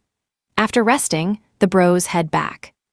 Once Lucas confirms Rowan is not gonna pass out again, he grabs his wooden sword and heads out. This guy will skip every class imaginable, but never misses a training session. If he skips even one single day of physical work, he feels his body getting sluggish. So our boy is left totally alone with his spiraling thoughts. That apocalyptic vision from the mysterious tree is impossible to forget. And you and I both know this wasn't just some random nightmare. It might be a true precognitive dream showing the actual future. If that is true, he must change it. To organize his thoughts, Rowan enters his mind palace. Step 1, gather as much info as possible from the memories in his brain. Using his perfect memory skill, he reviews those clock tower images. Rebuilding every tiny detail with absolute precision, like he is building a full 3D model inside his head. Once satisfied, on to step 2. Filling in gaps and blind spots chronologically. Rowan identifies specific things from the past that would later cause deaths in that potential future. Buildings, roofs, structures, everything is accounted for. He remembers seeing a corpse of someone killed by a collapsing roof. He overlaps reality with his dark vision, piecing it together. After filtering the essentials, he summons that horrific illusion, recreating the scene the tree shared with him, upgrading areas with way more detail. He hesitates for a second. He hates reliving that painful nightmare, but then he remembers more. Sophie, Lucas, and Sienna were lying there lifeless, looking slightly older. He absolutely refuses to accept this timeline. It shows him how pathetically weak he is now, a total failure if he cannot change things. He wants to see his rank in that vision. So he digs through the data mountains in his mind, and he finds it. That one lingering scene showing his future self. From the vision's default angle, his rank badge is hidden, but Rowan doesn't give up that easily. His analytical brain develops a method to actually change the memory's camera angle, requiring him to dive way deeper into the burning Union vision. After making sure all details are locked in, he focuses all his attention straight onto the image of his supposedly older self. He zooms in on his chest to clearly see the rank badge and spots something completely horrifying. Young Rowan feels his blood run cold. It is hard to see at first, but his future self looks bloody and battered exactly where the badge should be. His chest is a massive open wound. So what do you and I make of this? His friends aren't the only ones doomed. Rowan himself is gonna die brutally. After forcing himself through this mental trauma, he pulls back. He snaps out of that nightmare vision and slowly opens his eyes, just sitting there alone, completely shattered and his mind racing. He's wondering if the tree was actually trying to warn him. Stick with me here. If the Union falls, it literally means the end of the world, the absolute extinction of humanity across the entire continent. From what he can tell, this tree is straight-up dark magic, totally fueled by human mana. It's shaped by sacrificed victims stuck between life and death. Plus, among all those horrific scenes, he also spotted a mysterious hooded figure in the vision. Maybe that person holds the key. Still, Ron is pretty skeptical about whether that insane vision was actually real. But to make absolutely sure this nightmare doesn't happen, he needs to build a completely different future using the tiny bits of info he gathered. The best method? Change himself first. Instead of that bleak future wearing the black suit, avoiding the Union entirely could trigger a massive butterfly effect in the timeline. Maybe he could take a management gig just to rock the red suit, or for a totally insane option. He could aim for the commander's white suit before the vision happens in 10 years. The next day, the squad gears up for class. Lucas reminds Ron that Professor Daphne wants him in the staff office before class. Message delivered, Lucas heads to campus alone, totally ready to ditch his classes. Ron is left wondering why Daphne wants a private chat, never a good sign. He throws on his uniform and heads over. Daphne immediately greets him, super worried about yesterday's sick leave. Turns out Lucas snitched. Well, he just informed her, and she was awesome enough to log it as a medical absence. So Ron avoids academic trouble. She stares at his schedule like he's crazy, telling him he took way too many electives and begging him to drop some before he burns out again. But Rowan? Nope, he is not budging. The guy keeps every single class. He's actually hyped for the ones he hasn't attended yet. Professor Daphne feels super guilty here. She thinks she caused his collapse, but our boy just smiles, reassuring her it will never happen again. She gives him one last speech of please. Get help if you need it. He genuinely thanks her before leaving. Today, Rowan's mana cultivation is so natural, it's just like breathing. Training barely takes him any time anymore. But the thing that actually matters right now is that our boy found a new mission. He's gonna turn all his friends into absolute powerhouses the second he enters the room. Every single head turns. They are all giving him that look like, bro, are you okay? You can see the worry. Everyone heard about the incident and they're genuinely concerned. This completely touches Rowan and just motivates him even more to help them level up. If he can get them all to God-tier power levels, then maybe, just maybe, they might survive that future. Now watch closely here. Rowan clears his throat and asks for everyone's attention, needing a favor from the whole class. First, he calls out Istor, Marissa, Leon, and all the magic nerds who absolutely wouldn't touch a sword, even if their lives depended on it. Then he turns to Flora, Sebastian, Lucas, and the sword guys who have literally never set foot inside a magic class. Secretly, all the students are super hyped that the Academy's new golden boy actually remembered every single one of their names. Like, seriously. These are literal background characters, yet he knows them. Sophie, nosy as always, chimes in, asking why he's bringing this up out of nowhere. Rowan explains he wants everyone taking both magic and sword courses. He's worried he's asking for too much, but here is the funny part. The girls are already sold. Our boy has his main character charisma completely maxed out, so they'd honestly do whatever he asked at this point. No cap. The guys, on the other hand, are giving this idea some serious side-eye. They're like, bro, we picked our courses for a reason. Why add extra work? Ron totally gets it.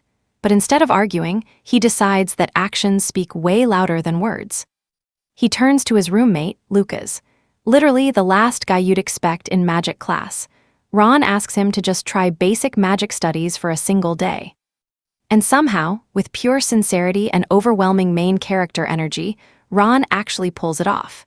Nobody can say no to this man's face. Professor Arthur, the magic studies dean, walks into the lecture hall and practically freezes in shock because there isn't a single empty seat left. He heard rumors about Ron dragging everyone here. Can you blame the guy? We'd be just as hyped seeing this hall completely packed. All thanks to our boy. Ron wants to prove to everyone that magic isn't some impossible, crazy mystery. Hearing him talk about magic with such genuine hype, Professor Arthur gets pretty curious. He straight up asks Ron what exactly he's planning to show them. Our guy asks permission to use the teaching platform for a second. The professor just laughs and politely invites him right up front. I mean, why not? Lucas is with Sophie, stuck between embarrassment and pure pride for his buddy's guts. While Rowan preps, things get crazy outside. A union leader actually shows up. Daphne notices immediately they're hunting for Rowan. Lazarus admits the kid's influential, but school monitoring is his duty. Besides officers, Sienna Runner came on her day off. Sub-Captain Oscar gave her a task too, but it gets better. Mr. Diego Sanchez literally left his precious sword training grounds just to attend a magic class. Apparently, he heard his best first-year swordsman enrolled in magic today, and he wanted to see what the hype was about. Right beside him is the headmaster himself, who basically tagged along just to keep Director Lazarus company. Professor Daphne stares at this insane VIP squad from the Academy and Union. She warns them not to interrupt the class under any circumstances. They're just here to watch silently, the second she cracks the door open. An intense heat smacks her face. You and I just witnessed a massive crimson flame floating there, eating up all the room's oxygen. All right, you and I are about to witness absolute madness. While this destructive fire rages, the kid who made it, totally chilling. Rowan stands there looking like pure joy and wonder. Professor Arthur throws up a barrier just to protect the students, while our boy casually flexes a completely perfect fireball. No matter how talented he is, a fireball spell isn't something a kid Rowan's age should even be attempting. It is way outside the first-year syllabus. Even a fire arrow, which is a whole tier lower than this, is only mastered by top-tier fifth-year students. How on earth did this kid crack a spell he shouldn't touch for 5 years? The students are completely mesmerized. Nobody even notices the VIP group walking in. Director Lazarus stares at the fireball, realizing he has never seen a spell radiate such pure, refined energy. It is honestly like watching holy magic. Diego is a swordsman, but even he notices the spell's density is abnormally high. Director Lazarus thinks this is completely unheard of. Technically, no rookie should pull this off, even if a fireball is a basic spell. Seeing Rowan suspend it midair is just pure insanity. The craziest part? The fire keeps a constant size and temperature without a single flicker. By pure logic, this is no normal fireball. It is something else entirely. Sienna already knew about Rowan's insane natural sensitivity to mana. But she is still wondering how the heck a kid raised in a corrupt shelter can produce such beautiful, advanced magic. She is completely hypnotized by the dancing flames right in the middle of this crowded lecture hall. Then she snaps out of it, suddenly remembering Rowan collapsed just yesterday. She is genuinely worried he might not be fully recovered yet. So maybe he shouldn't be pushing himself this hard with such a tough demonstration. Someone should probably step in and tell him to chill out. But none of the adults want to interrupt. They are way too captivated by what they are seeing. Now watch closely, because you and I really don't need to worry. Our boy has total control. He is channeling a steady mana flow using his own custom technique. For him, keeping that mana flow smooth and steady is way more important than making the biggest explosion possible. He definitely does not want this flame turning into a nuclear disaster. But come on, it is Rowan, so that won't happen, while holding this literal ball of death. He is actually more interested in the heavy barrier Arthur raised to protect everyone. Rowan notices similarities between that barrier and the infinite void from the ritual. They look alike, but act differently. His mind starts wandering, thinking, hey, what if I just yeeted this fireball straight into that barrier? Those intrusive thoughts hit differently. But instead of testing that theory and potentially turning everyone into crispy chicken nuggets, he compliments Professor Arthur and casually asks what his defensive spell is called. The old professor draws a complete blank because he is in total shock. I mean, holding a spell for that long requires insane concentration. And this kid is literally having a full-blown conversation while maintaining perfect control over his magic. Can you believe the absolute audacity of this kid? Before things get even more unhinged, Arthur decides to shut this all down. He manipulates his barrier to completely wrap around and smother the flames. The fun is officially over. Rowan is totally amazed by that flawless execution. With the dean's final gesture, the fire vanishes and everyone finally gasps for air after holding their breath. Looking at the kid, Professor Arthur hesitates between scolding him or rewarding him for breaking every magical safety rule. Right then, Director Lazarus steps onto the stage, clapping for our boy. He answers Rowan, saying the barrier was his technique, the blue flame barrier. Rowan tells his professor that it is an incredibly cool name. Arthur clarifies, saying he didn't name it himself, implying someone else named his spell. Since they are already talking about names. The dean asks if Rowan's crazy fire demonstration has a specific name too. Rowan goes, "Nah bro, I just showed you a basic fireball, nothing too crazy." But anyone with half a brain and decent magic knowledge knows that spell was not just some basic fireball. And Rowan, more than anyone, should definitely know that. He looks away and admits he was just playing dumb. In reality, he actually hasn't named his overpowered technique yet. Director Lazarus steps in, saying as the head honcho, he cannot just ignore what went down here. He asks why Rowan did something so ridiculously dangerous. Without missing a beat, Rowan answers straight up. He was absolutely sure he could control the fire and trusted Professor Arthur to have his back no matter what. He had zero ulterior motives, other than showing his classmates what was truly possible.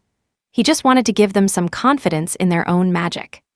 Maybe some were curious, but just too scared to try. The dean points out that casting a fireball before graduating is already pretty unbelievable. So, what do you even call a first-year student who pulls that off? This was just Rowan's epic way of proving that literally nothing is impossible. He can only talk like this because he has zero clue how insanely genius and overpowered he actually is. Still, Professor Arthur feels super awkward as an educator right now. He is terrified he might be holding these kids back with his old-school methods. This kid just proved his approach isn't flawless. Then, Rowan turns to the dean, asking for more time on stage. There is actually one more thing he wants to show everyone. This time, our boy calls out his roommate, Lucas. Taking Lucas completely off guard. Lucas is screaming internally like, "Why am I the guinea pig here?" But he walks up to the stage anyway, because what else can he do? When Lucas arrives, Rowan excitedly explains that he wants to help this swordsman cast his very first spell. According to Rowan, magic and swordsmanship are honestly just different ways to manipulate mana. Since Lucas trains his body and his mana literally every single day. He should be able to dabble in magic too, right? But here is the kicker. This dude, who failed his first year 3 times, has never touched a magic book. So how is he supposed to cast a spell? Rowan suggests starting with a chant, since Lucas has zero actual training in magic whatsoever. A chant beats drawing magic circles any day. And that is where we leave it. Guys, Rowan starts slowly reciting an ancient fire chant. You'll definitely want to see what happens next. Stick with me here. Lucas tries mimicking him, but completely massacres those weird words. Rowan tries his absolute hardest to stay patient, hyping Lucas up to teach him. But man, they cannot even finish a single sentence together. Our boy genuinely figured that a guy who failed freshman year 3 times would know some ancient language by now. Nope. Still, he absolutely refuses to give up. Robert translates the chant to explain their goal, reciting it like some bizarre poem with a totally weird rhythm. Honestly, Lucas is dying of second-hand embarrassment right now. Just thinking about chanting magic like a total Renaissance fair reject makes him cringe. Meanwhile, Robert keeps pushing through the translated version, keeping an eye on his classmates. The more he talks, the more completely lost everyone looks. Suddenly, a massive wave of pure helplessness crashes down on our guy. He thought he just had to hit the stage and drop some knowledge, but nobody has a clue what he is doing. If they are already stuck on step 1, how will they survive that horrible fate coming in 10 years?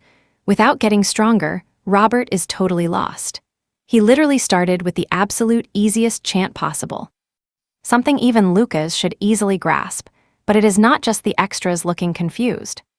Even Sophie looks completely baffled, like Robert is speaking Klingon. Our prodigy totally freezes up. To dodge a full panic attack, Arthur steps in, praising Robert's first teaching attempt. He then asks for the modified spell formula, which finally chills Rowan out. Using telekinesis, he grabs some chalk and starts writing the entire blueprint on the board. Everyone is blown away and super entertained by how incredibly smooth that was. It is like the dude does not even need hands. Writing the whole schematic barely takes any time. Arthur summons his barrier again, but this time, he is shielding the people on stage instead of the actual audience. Director Lazarus and the dean study the writing on that board with absolute laser focus. When they ask exactly where he learned that formula, Rowan casually drops that he never copied it. He just saw Professor Arthur's work and tweaked it. Don't blink, because anyone with a trained eye sees this is not just a basic tweak. He literally customized the spell to fit his own personal combat vibe. He does not even realize how insane his claim is. He is basically saying he invented a brand new spell formula entirely from scratch. The director and dean exchange a heavy look. They desperately need a serious chat about what happens next, deciding to call an emergency meeting elsewhere. Right before leaving, Director Lazarus thanks the kid for showing off such an innovative formula. Meanwhile, the dean turns to the dark elf, asking for her name. She introduces herself as Sienna of the Pillar of Faith, dropping a super formal greeting. Then, completely out of nowhere, the dean dumps the rest of today's class on her. She can teach anything, make them study, practice swordplay, literally whatever. Everything is chill as long as nobody dies. Professor Diego also has the absolute audacity to dump his next class on poor Sienna. She was literally just in the wrong place at the worst possible time. One last thing before leaving, Professor Arthur drops the magic barrier, separating them from the students. The adults bounce to discuss grown-up business, leaving Sienna totally alone with a room full of chaotic, wild freshmen. The whole auditorium is buzzing with crazy whispers about what just went down. Sienna instantly shuts them up by slamming her hand on the desk. That single power move terrifies most of the students into dead silence. Sienna, leader of the Faith Pillar, announces she is temporarily covering all their remaining classes. She is going to treat this like a real class, and they better do the exact same. Everyone must participate like she is an actual, legit professor. Sienna might sound super professional and confident, but inside, she is absolutely losing her mind. She is completely out of her element here. I know what you're thinking. She wasn't made to teach, bro. Can you blame her? She's supposed to be a frontline soldier and total eye candy for us. Wait, that did not sound right. Anyway, the entire faculty, including everyone who witnessed Rowan's crazy magic show, just got called into a massive emergency meeting. Some of these teachers are completely losing their cool, because this specific kind of emergency committee meeting has not happened in literally years. In fact, some of them have never even experienced this before. They are sitting there sweating, wondering what the heck is actually happening right now. Director Lazarus walks in, looking as professional and calm as ever. He is fully ready to present the main topic on Union Academy's education policy. First item on the list, our boy Rowan. He is the literal reason everyone is gathered here in the first place. Professor Arthur stands right up, laying out all the hard facts about this kid and that wild fireball situation. The old man's mind is completely blown, because apparently this freshman, a literal rookie, just looked at a super complex spell and said, "I will do my own thing." Then he created something completely unique. Sure, the actual power was totally weak, but the guy basically edited the magic formula like he was remixing a track.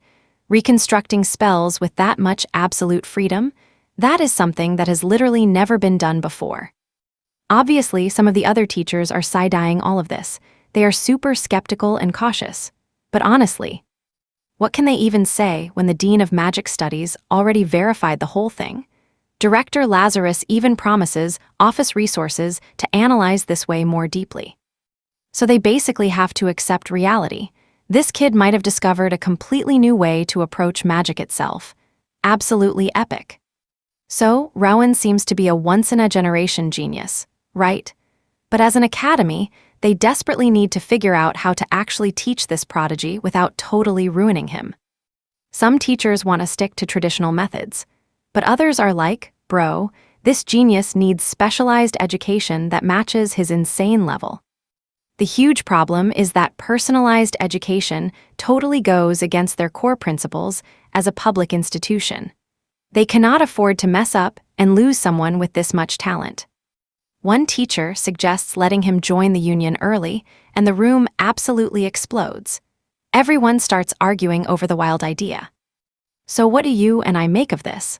They agree rural education is best, but stay super cautious, asking if there are any other crazy concerns about the kid. Stick with me because you and I need to hear this.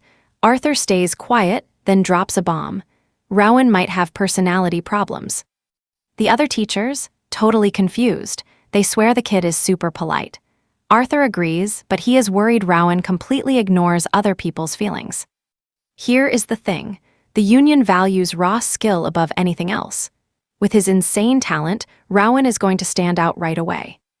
But right now, the guy might struggle to get accepted. He could straight up fail the final admission exam, which is basically just an interview focused heavily on character. A few teachers instantly jump to defend Rowan, arguing he totally meant well. He is just clueless and accidentally makes people uncomfortable. To move forward together. The skill level needs balance, but this prodigy completely eclipses the other rookies. He literally creates magic instantly. The council keeps talking in circles. Director Lazarus steps in. Bring the kid here for an interview. Everyone agrees it is a solid plan, no arguments. A few moments later, Rowan gets escorted to the faculty room. He sits at this massive meeting table, looking incredibly nervous. Professor Daphne tries making him comfortable, asking how he feels. She guesses he feels awful about the Lucas situation and nails it. Rowan admits he is frustrated about misunderstanding his friend's abilities. Arthur jumps in to comfort him. He points out that struggling to teach magic today showed him that harsh reality firsthand. Rowan has been sitting there overthinking, making up wild theories. Maybe Lucas skipped magic just because he hates it. Maybe he trained with swords too early and only focused on that. Did Rowan pressure his friend into changing? He feels super guilty and embarrassed. But then, he drops another wild bomb. He actually thinks Lucas and his new friends are sick. You and I both know this is insane. He actually thinks his healthy friends have a disease just for having average talent levels. Arthur quickly calms Rowan down. Nope, nobody has any mysterious illness here. Hearing the old teacher finally helps our quirky genius relax a bit.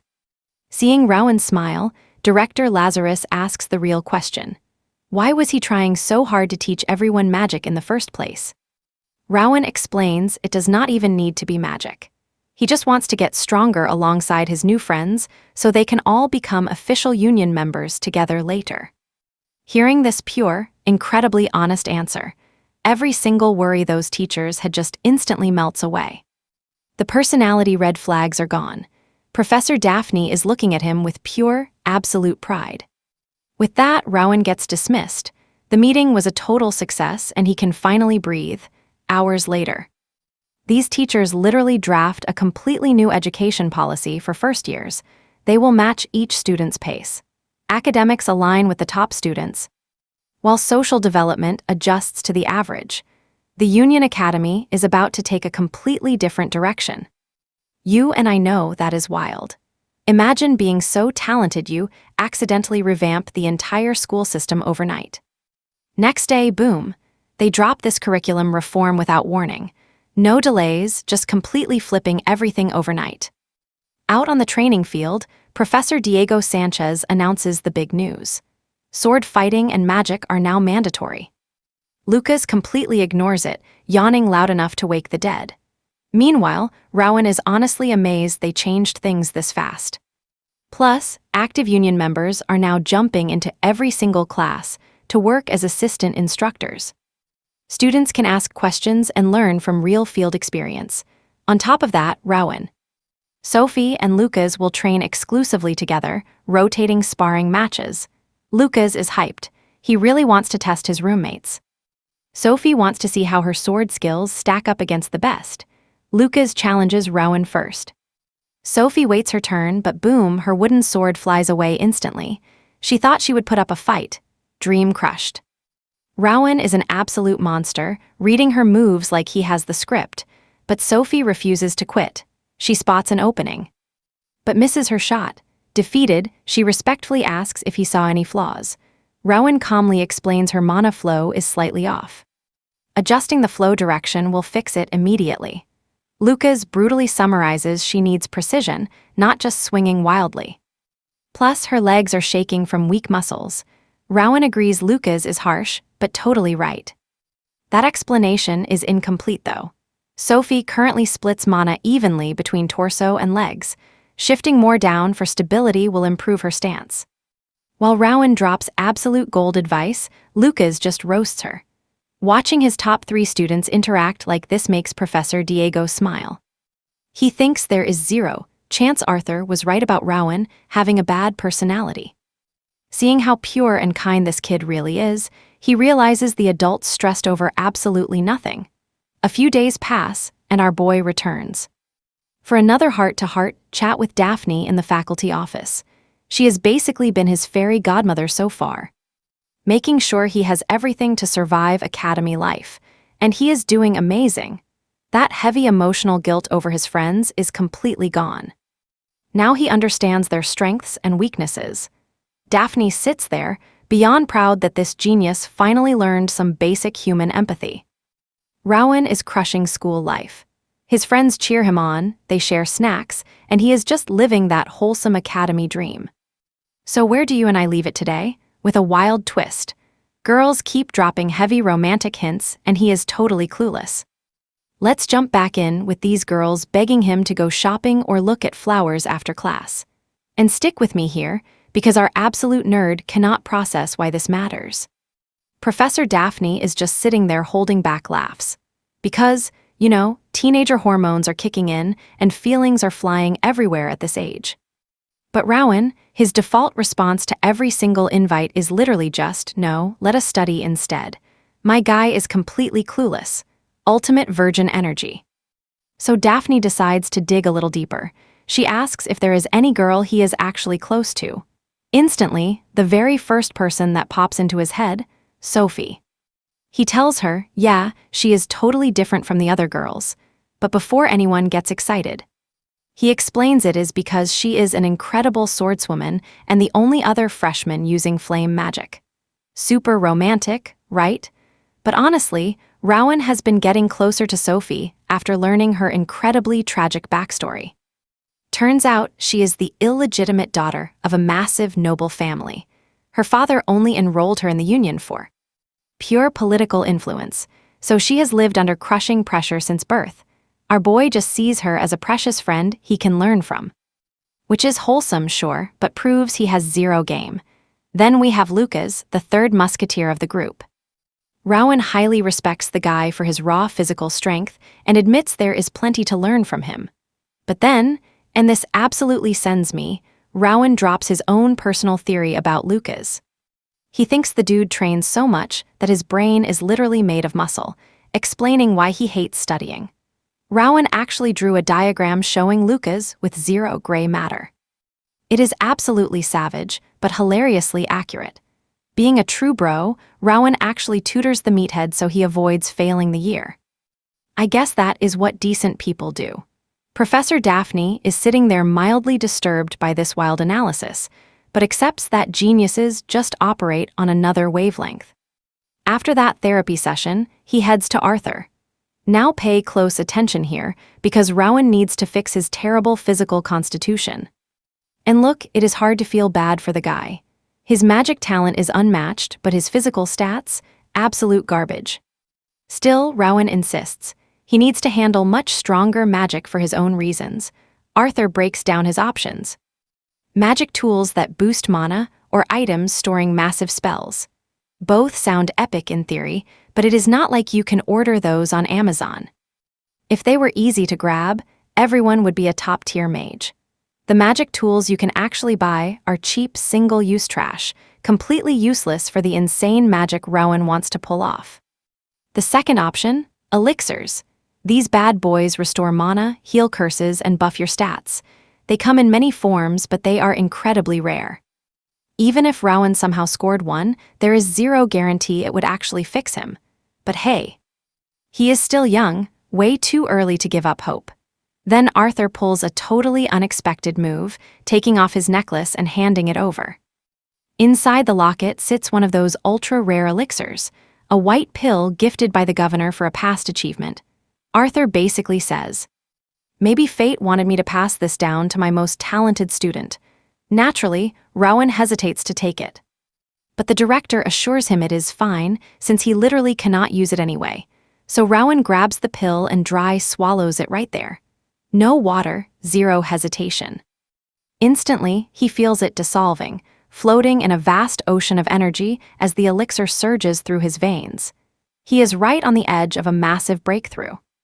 It feels like he is about to go full Super Saiyan.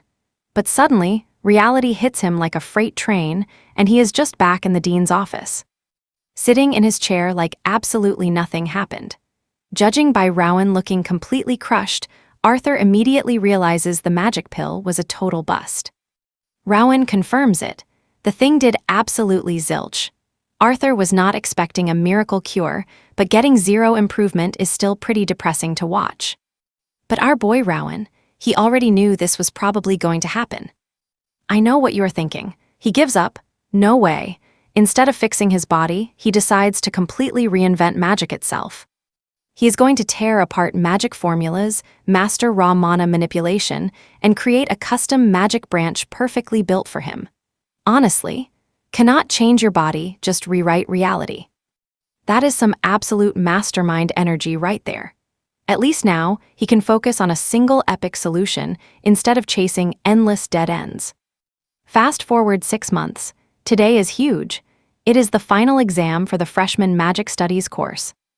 Rowan stands right in front of the evaluators, Arthur and director Lazarus, and casually summons 2 small fireballs in his hands like it is nothing. No words, no chanting, nothing. The 2 old guys are instantly mesmerized by this absolute masterclass demonstration.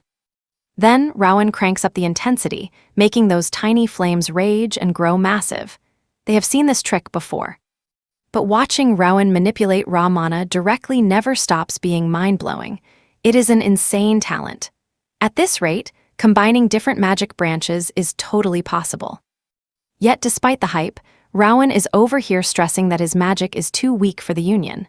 Arthur literally has to calm him down. Casting spells without chanting already puts him on par with a 4th-class mage. He is officially high tier now. Nobody can even argue with that. He tells Rowan to stop stressing over pure destructive power and just focus on his own strengths, pushing forward on this completely unique path he forged for himself. Then the dean drops a challenge. Analyze and recreate up to 4th-class spells using only his own understanding. And to make it easier, he gets free access to ancient library texts about his physical issues. They decide to keep that info completely secret though. Since it is just the 3 of them in the room, the dean and director form an official mage pact to keep everything strictly confidential. They suddenly hold hands and start chanting this bizarre anthem together in perfect sync. Meanwhile, Rowan is literally just standing there watching these 2 geezers do some weird old man ritual mid-exam. Completely lost on what is happening. And that is where we leave it, guys. A full year passes, and Rowan's crew officially enters year 3 at Union Academy. Let's dive right in. Professor Diego calls an urgent faculty meeting, and while he is the boss, this news is way too massive not to share. He drops an absolute bombshell right away. The Academy is completely cutting off Rowan's physical training. No more movement techniques, martial arts, or mana-infused swordsmanship. Instantly, the entire room is buzzing, totally stressed out and wondering why. Diego points out what everyone already knows. Rowan is dead set on joining the Union, and since he is in his 3rd year now, Keeping him out of high-risk combat classes is just the smartest move. Basically, Diego is forcing Rowan to go all in on magic. That is exactly what the kid needs. Arthur totally gets it. Rowan is that rare genius you'd selfishly want to keep forever, but letting him go for his own future is Diego's best play, even if it hurts. Sienna, who just started teaching there a year and a half ago, asks about Rowan's current physical level. Diego gives her a brutally honest answer. The kid only has to draw his sword to instantly pass the Union's first entrance exam. He is literally that good. An insanely rare, raw talent. His overall destructive power is still a little capped right now, but time will easily fix that. Since they are talking power levels, Daphne turns to the director and asks how strong Rowan has gotten as a mage. After a brief, heavy silence, Arthur drops the ultimate truth. Watch closely, because this blew my mind. Arthur admits he has nothing else to teach the kid. Everyone is completely shocked hearing Rowan already casually spams first and second-tier magic. But the craziest part is he is casually decoding third-tier spells just for fun. He treats complex magic formulas like toddler puzzles, and he is only a third-year student. Making things way worse for the other guys, puberty hit him like an absolute freight train. So all the girls are going completely crazy over our golden boy. This dude could effortlessly steal anyone's girl without even trying. So the creator literally had to nerf him by making him only care about books. Otherwise, this would have turned into a full harem anime in the blink of an eye. Right after another super boring class wraps up, Professor Arthur pulls Rowan aside to talk about an upcoming magic scholarship tournament that is about to kick off. Naturally, their resident genius is the perfect representative. Rowan is like, hold up, what tournament? Even though he has been here for 3 whole years. Turns out, this event used to be a big meetup for mages to share ideas, but it got totally cancelled when magic stopped being relevant. But now it is back, and get this, it is entirely because of Rowan. The dean drops this massive news super casually, leaving our boy totally stunned. Here is the deal. Rowan's insane reputation finally reached Sharon, the autonomous kingdom and home of the Magic Tower. It is basically the Harvard of sorcery. The Tower Master is a literal duke, and they are completely cut off from the world. Professor Arthur actually trained there until he became a high-level third-tier mage. Since he knows exactly how those mages think, he explains they operate on pure curiosity. Those magic geeks heard wild rumors about a 4th-tier mage at the Union Academy. And even though everyone is hyping up that title, Rowan stays totally humble about it. You and I both know how this goes. This whole event is just an academic test to see if he is legit. Sharon wants to debate our prodigy directly. Now, Rowan could easily reject this, but once he hears about the grand prize, saying no becomes totally impossible for him. The Union is offering a super valuable elixir. Even after that huge letdown last year, when that little white pill ended up doing absolutely nothing. The chance to grab a real elixir is incredibly tempting. There is one worry though. Sharon might actually know about his constitution problem. But the dean swears there is 0 chance. This whole thing is just about interpreting magic formulas, and the elixir goes to whoever shows the best mastery. Basically, Rowan could win a super rare elixir just by arguing about magic theory.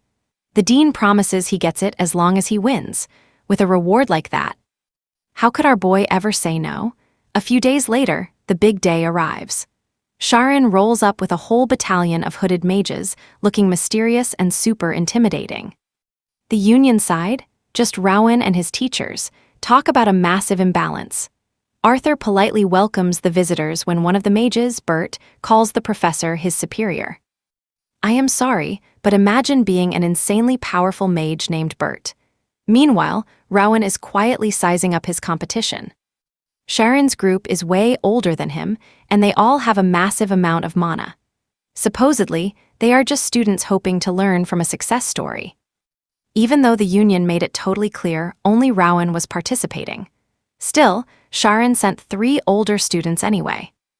These petty mages literally never change. Still trying to show off when Arthur introduces Rowan as their one and only representative. Bert fakes being shocked, acting like, oh, just one student, please. While the adults greet each other, the competitors intensely stare each other down. Rowan catches a Schwarz student glaring and just hits him with a super friendly smile. The guy totally panics over Rowan's beauty. After a sporty handshake, the afternoon conference finally begins. Hours later, the audience absolutely packs the venue. The freshmen are super worried about Rowan facing 3 guys alone and getting totally wrecked. Then, his fangirls scream their support so loud they practically deafen Lucas. He tells them to chill, reminding everyone it is a debate, not a fight to the death. But they argue that debates are just as dangerous. Rowan, hurt by words, what insane logic. Lucas is honestly shocked these younger girls even know him. But honestly, he is always hanging around Rowan. Sophie is sitting right beside him. They both came to watch their friend completely dominate using only words. Professor Daphne steps up to announce the official start. She declares the academic exchange open, and those underclassmen girls instantly roll out a massive cloth banner cheering for Rowan. It is hilariously out of place for a nerdy academic debate, looking way more like a wild sporting event than a serious magic conference. Trust me, you are gonna love this. Rowan finally enters with the Schwarz guys, and Daphne quickly explains the rules. Each rep takes turns presenting a topic, writing spell formulas, and hitting the cue and a session. The first debater is Ali Marco from Schwarz, stepping up to face Rowan in round 1. Stick with me here. Since Rowan got first pick, he carefully chose a topic super close to his heart. Something he has obsessed over for countless hours. For round 1, he locks in telekinesis. Our boy's choice completely blindsides these guys. Usually in these academic showdowns, your first move is flexing your absolute most powerful spells. You know, dropping your faction's biggest achievements to set the tone. But his pick, the most basic level 1 spell. The Schwarz mages literally think he is trolling. Did they travel all the way here for baby's first spell? They're totally confused, wondering if his hype was just fake news. Arthur and director Lazarus just wait in silence, like they know something these fools don't. Then Alamarco steps up acting all arrogant, claiming Rowan isn't worthy of this stage. Rowan fires back, oh really, you're mocking Schwarz. He explains that even basic telekinesis has insane, deep complexities totally worth breaking down. But Ali is not having it. He smugly claims that digging into such a basic spell would be a massive waste of everyone's time. Then Rowan drops a massive philosophical bomb. Aren't mages supposed to spend time exploring the truth, no matter how tiny?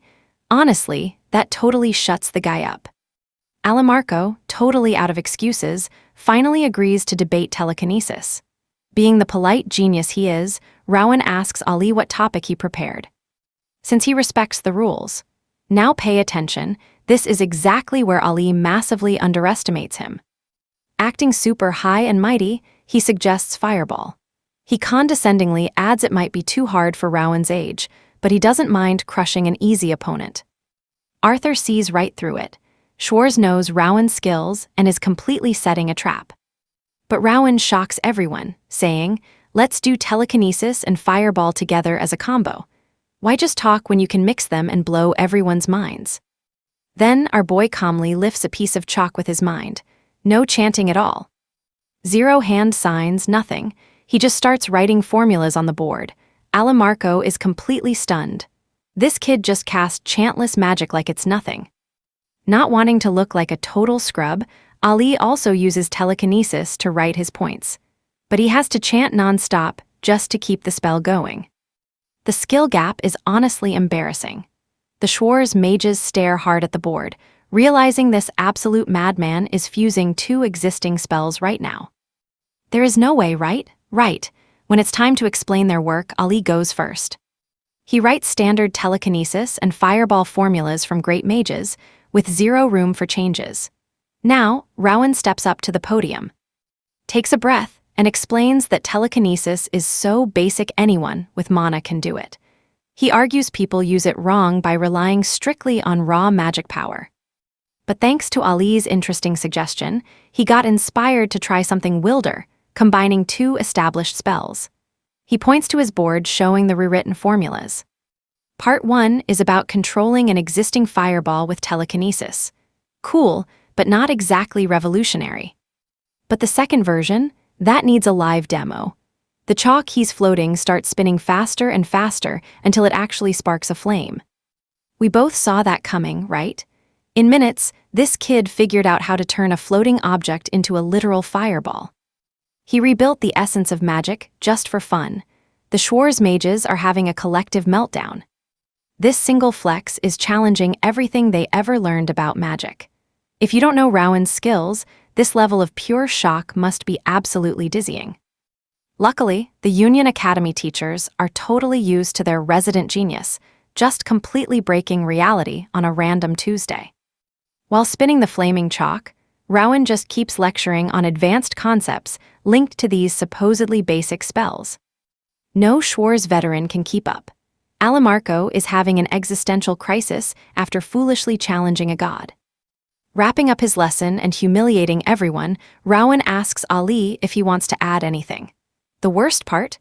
Rowan is being completely genuine.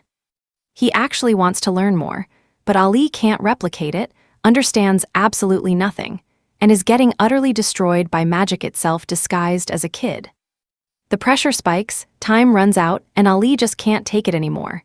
He coughs, his nose starts bleeding, and he straight up passes out. My guy was literally knocked out by words. Even Rowan definitely did not see that coming. They rush Ali to the nurse, keeping Rowan's undefeated streak alive as he wins the legendary elixir with pure logic. Bard hands over the prize, thanking him for the epic show. He warns Rowan to wait before drinking it, since consuming something this strong so young can trigger some heavy side effects. He should hold off until graduation, which is still 2 whole years away. Anyway, enough soul-crushing magic battles, let's go catch up with the supporting cast. Meet Rita, a third-year student at Union Academy. She has been secretly crushing hard on Rowan for 3 entire years. She knows every single student is completely obsessed with him. The guy gets endless confessions. Half the freshmen literally enrolled just to follow him around. Rita knows she probably isn't even on his radar. For years, she settled for loving him from afar, but today, she's being brave.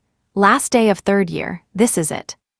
She gathers her courage, pushes past her fear, and confesses.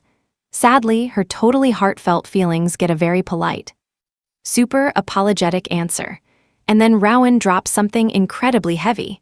Love is just holding onto someone who left this world close to your heart, nothing more. Rita never imagined he had such a dark view on romance.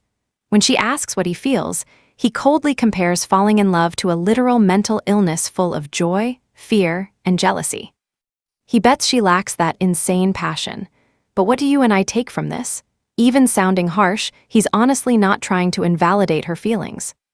All right, you and I are jumping right in. Maybe his looks or crazy status made her super nervous. But is it actual love or just pure admiration? He just asks Rita to look deep inside her own heart, if she still thinks it is love. He is totally down to keep talking. Rowan is all about those constructive chats. The guy literally mastered the art of letting people down incredibly hard. Rita felt like she just got slapped in the face with pure clarity. Sure, she got rejected today by her 3-year crush. It hurt like crazy, but 0 regrets. Confessing to the guy you really like, that takes serious guts. Her one-sided love officially ended on the last day of her 3rd year. Honestly, she feels amazing.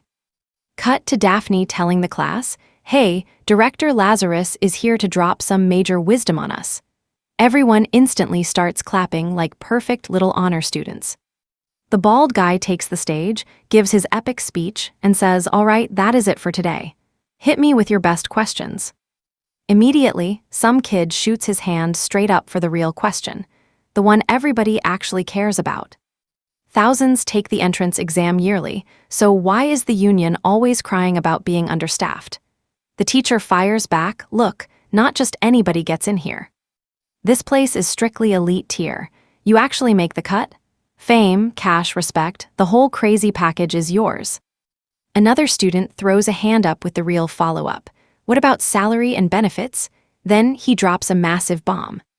"Watch closely because you and I would kill for this job. The pay is so insane, you only ever focus on your missions. The students are totally losing their minds. Then he drops another flex. Every single union member answers straight to His Majesty, completely ignoring rank. Everyone is just sitting there absolutely stunned. Then, one guy asks a seriously smart question. He says, "Look, you only recruit prodigies. I was top of my class, focused purely on magic, and I am still way too weak right now." The teacher loves that someone is actually thinking ahead. He says, "You will get strong here," giving him that major motivation boost to study harder.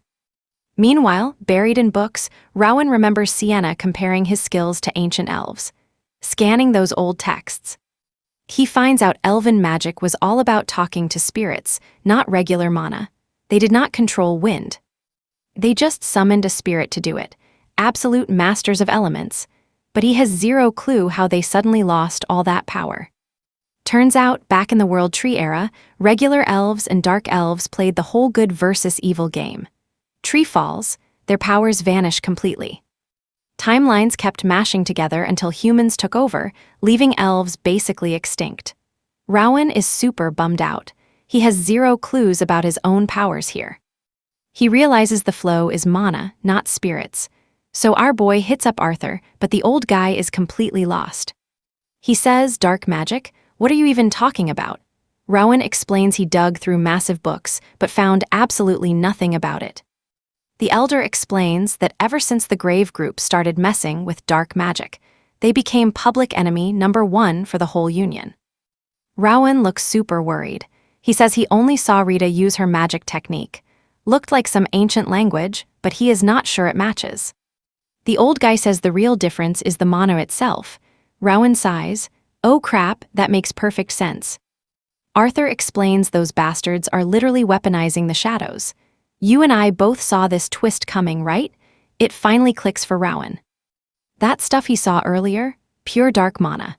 He asks what that actually is, and the old man drops some seriously heavy lore. If normal mana builds the world, dark mana corrupts it. He explains the entire demon realm is literally built out of pure dark mana. Demons use it like battery power, and the Grave Group is siphoning that exact demon energy.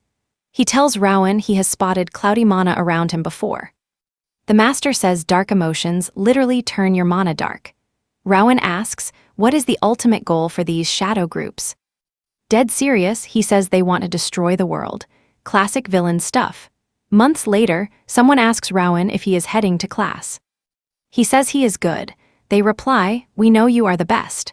Rowan just watches two of his friends bickering like literal kids. The girl tells him to come over whenever. Waving them off, Rowan thinks these two idiots actually make a really cute couple, heading into his dorm room. He realizes time flew way too fast, like somebody hit fast forward on his whole life. Inside a box sits a glowing red potion. The exact elixir he was told to chug right before graduation.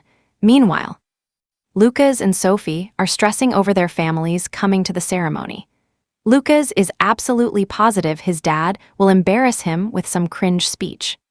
Sophie is just panicking about looking flawless, so she does not humiliate her family. Meanwhile, our boy feels a little bummed since he has no family to embarrass him, but he quickly shakes it off. These two goofballs are his real family. The family he has to protect no matter what, even if they act like total clowns. Pauline's mom taught him that before she passed. Found family just hits completely different. Pacing his room, he finally drinks the potion, and instantly, something deep inside him shifts. He sees mana way clearer now. Dude just unlocked high-def vision. Then, he notices the egg. Years later, and it is still a total mystery, just sitting there mocking him. He channels pure mana into it. So what do you and I make of this? With his new vision, he actually thinks he can shatter the seal. All right, you and I are about to find out what's inside this mystery egg. After waiting for years, he preps a magic circle and locks his focus. His eyes go wide. The egg starts dramatically floating in the air, leaking an absolute insane amount of mana. He is completely stunned. Staring hard at whatever is hatching right now, he is probably praying, "Please don't be a chicken. I really hope it's not a chicken." And guess what? It's not a chicken, but it's definitely not a majestic phoenix either. Nope, it's this black bird with yellow hair. Our guy just squints at the thing like, bro, this is an owl. And instantly, this bird takes that extremely personally. It puffs up all mad like, how dare you? He sits there hoping it's some rare mystic species, but then this emo bird just snuggles up to him, and he goes. Okay, you're actually adorable, you can stay. Oh, and fun fact, the exact second this owl hatched, it completely drained all the mana in the area. So what does our genius main character name this world-ending creature? Owl. That is it, just owl. Shakespeare is rolling in his grave. Meanwhile, Oscar cannot believe his absolute disaster of a son is graduating. He is genuinely shocked, but then his thoughts drift to our boy Rowan, and he gets pretty emotional, thinking about how his idiot kid only survived the academy because of Rowan. Now that graduation is here, Rowan needs a sponsor, and Oscar is seriously worried. But then he notices something weird. All the professors are gathered around arguing. And one woman claims she's been like family to Rowan for 5 years, sharing a super tight bond. Another professor cuts in, bragging that Rowan will revolutionize magic with their groundbreaking research.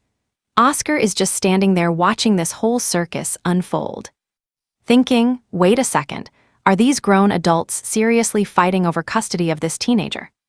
Since when is he the most popular guy here?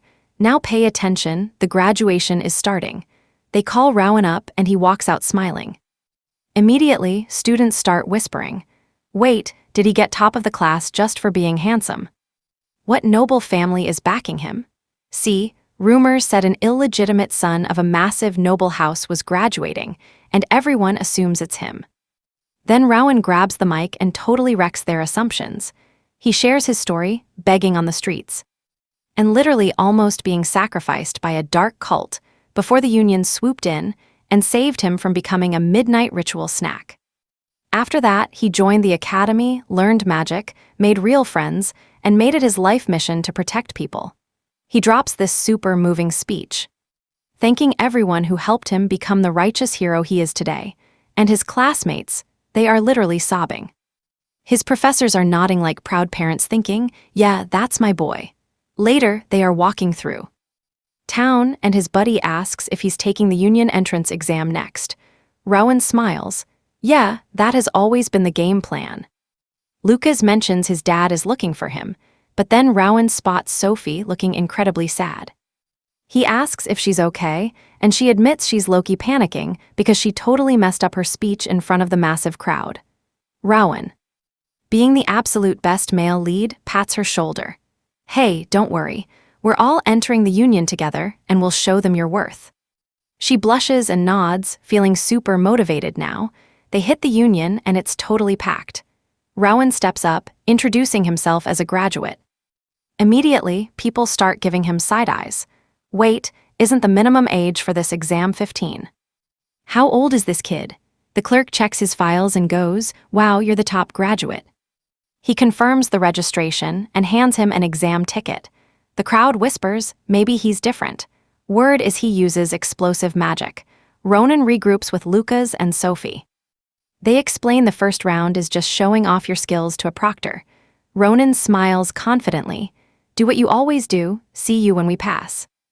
Hyped up, the announcer calls for the top Union graduate Ronan.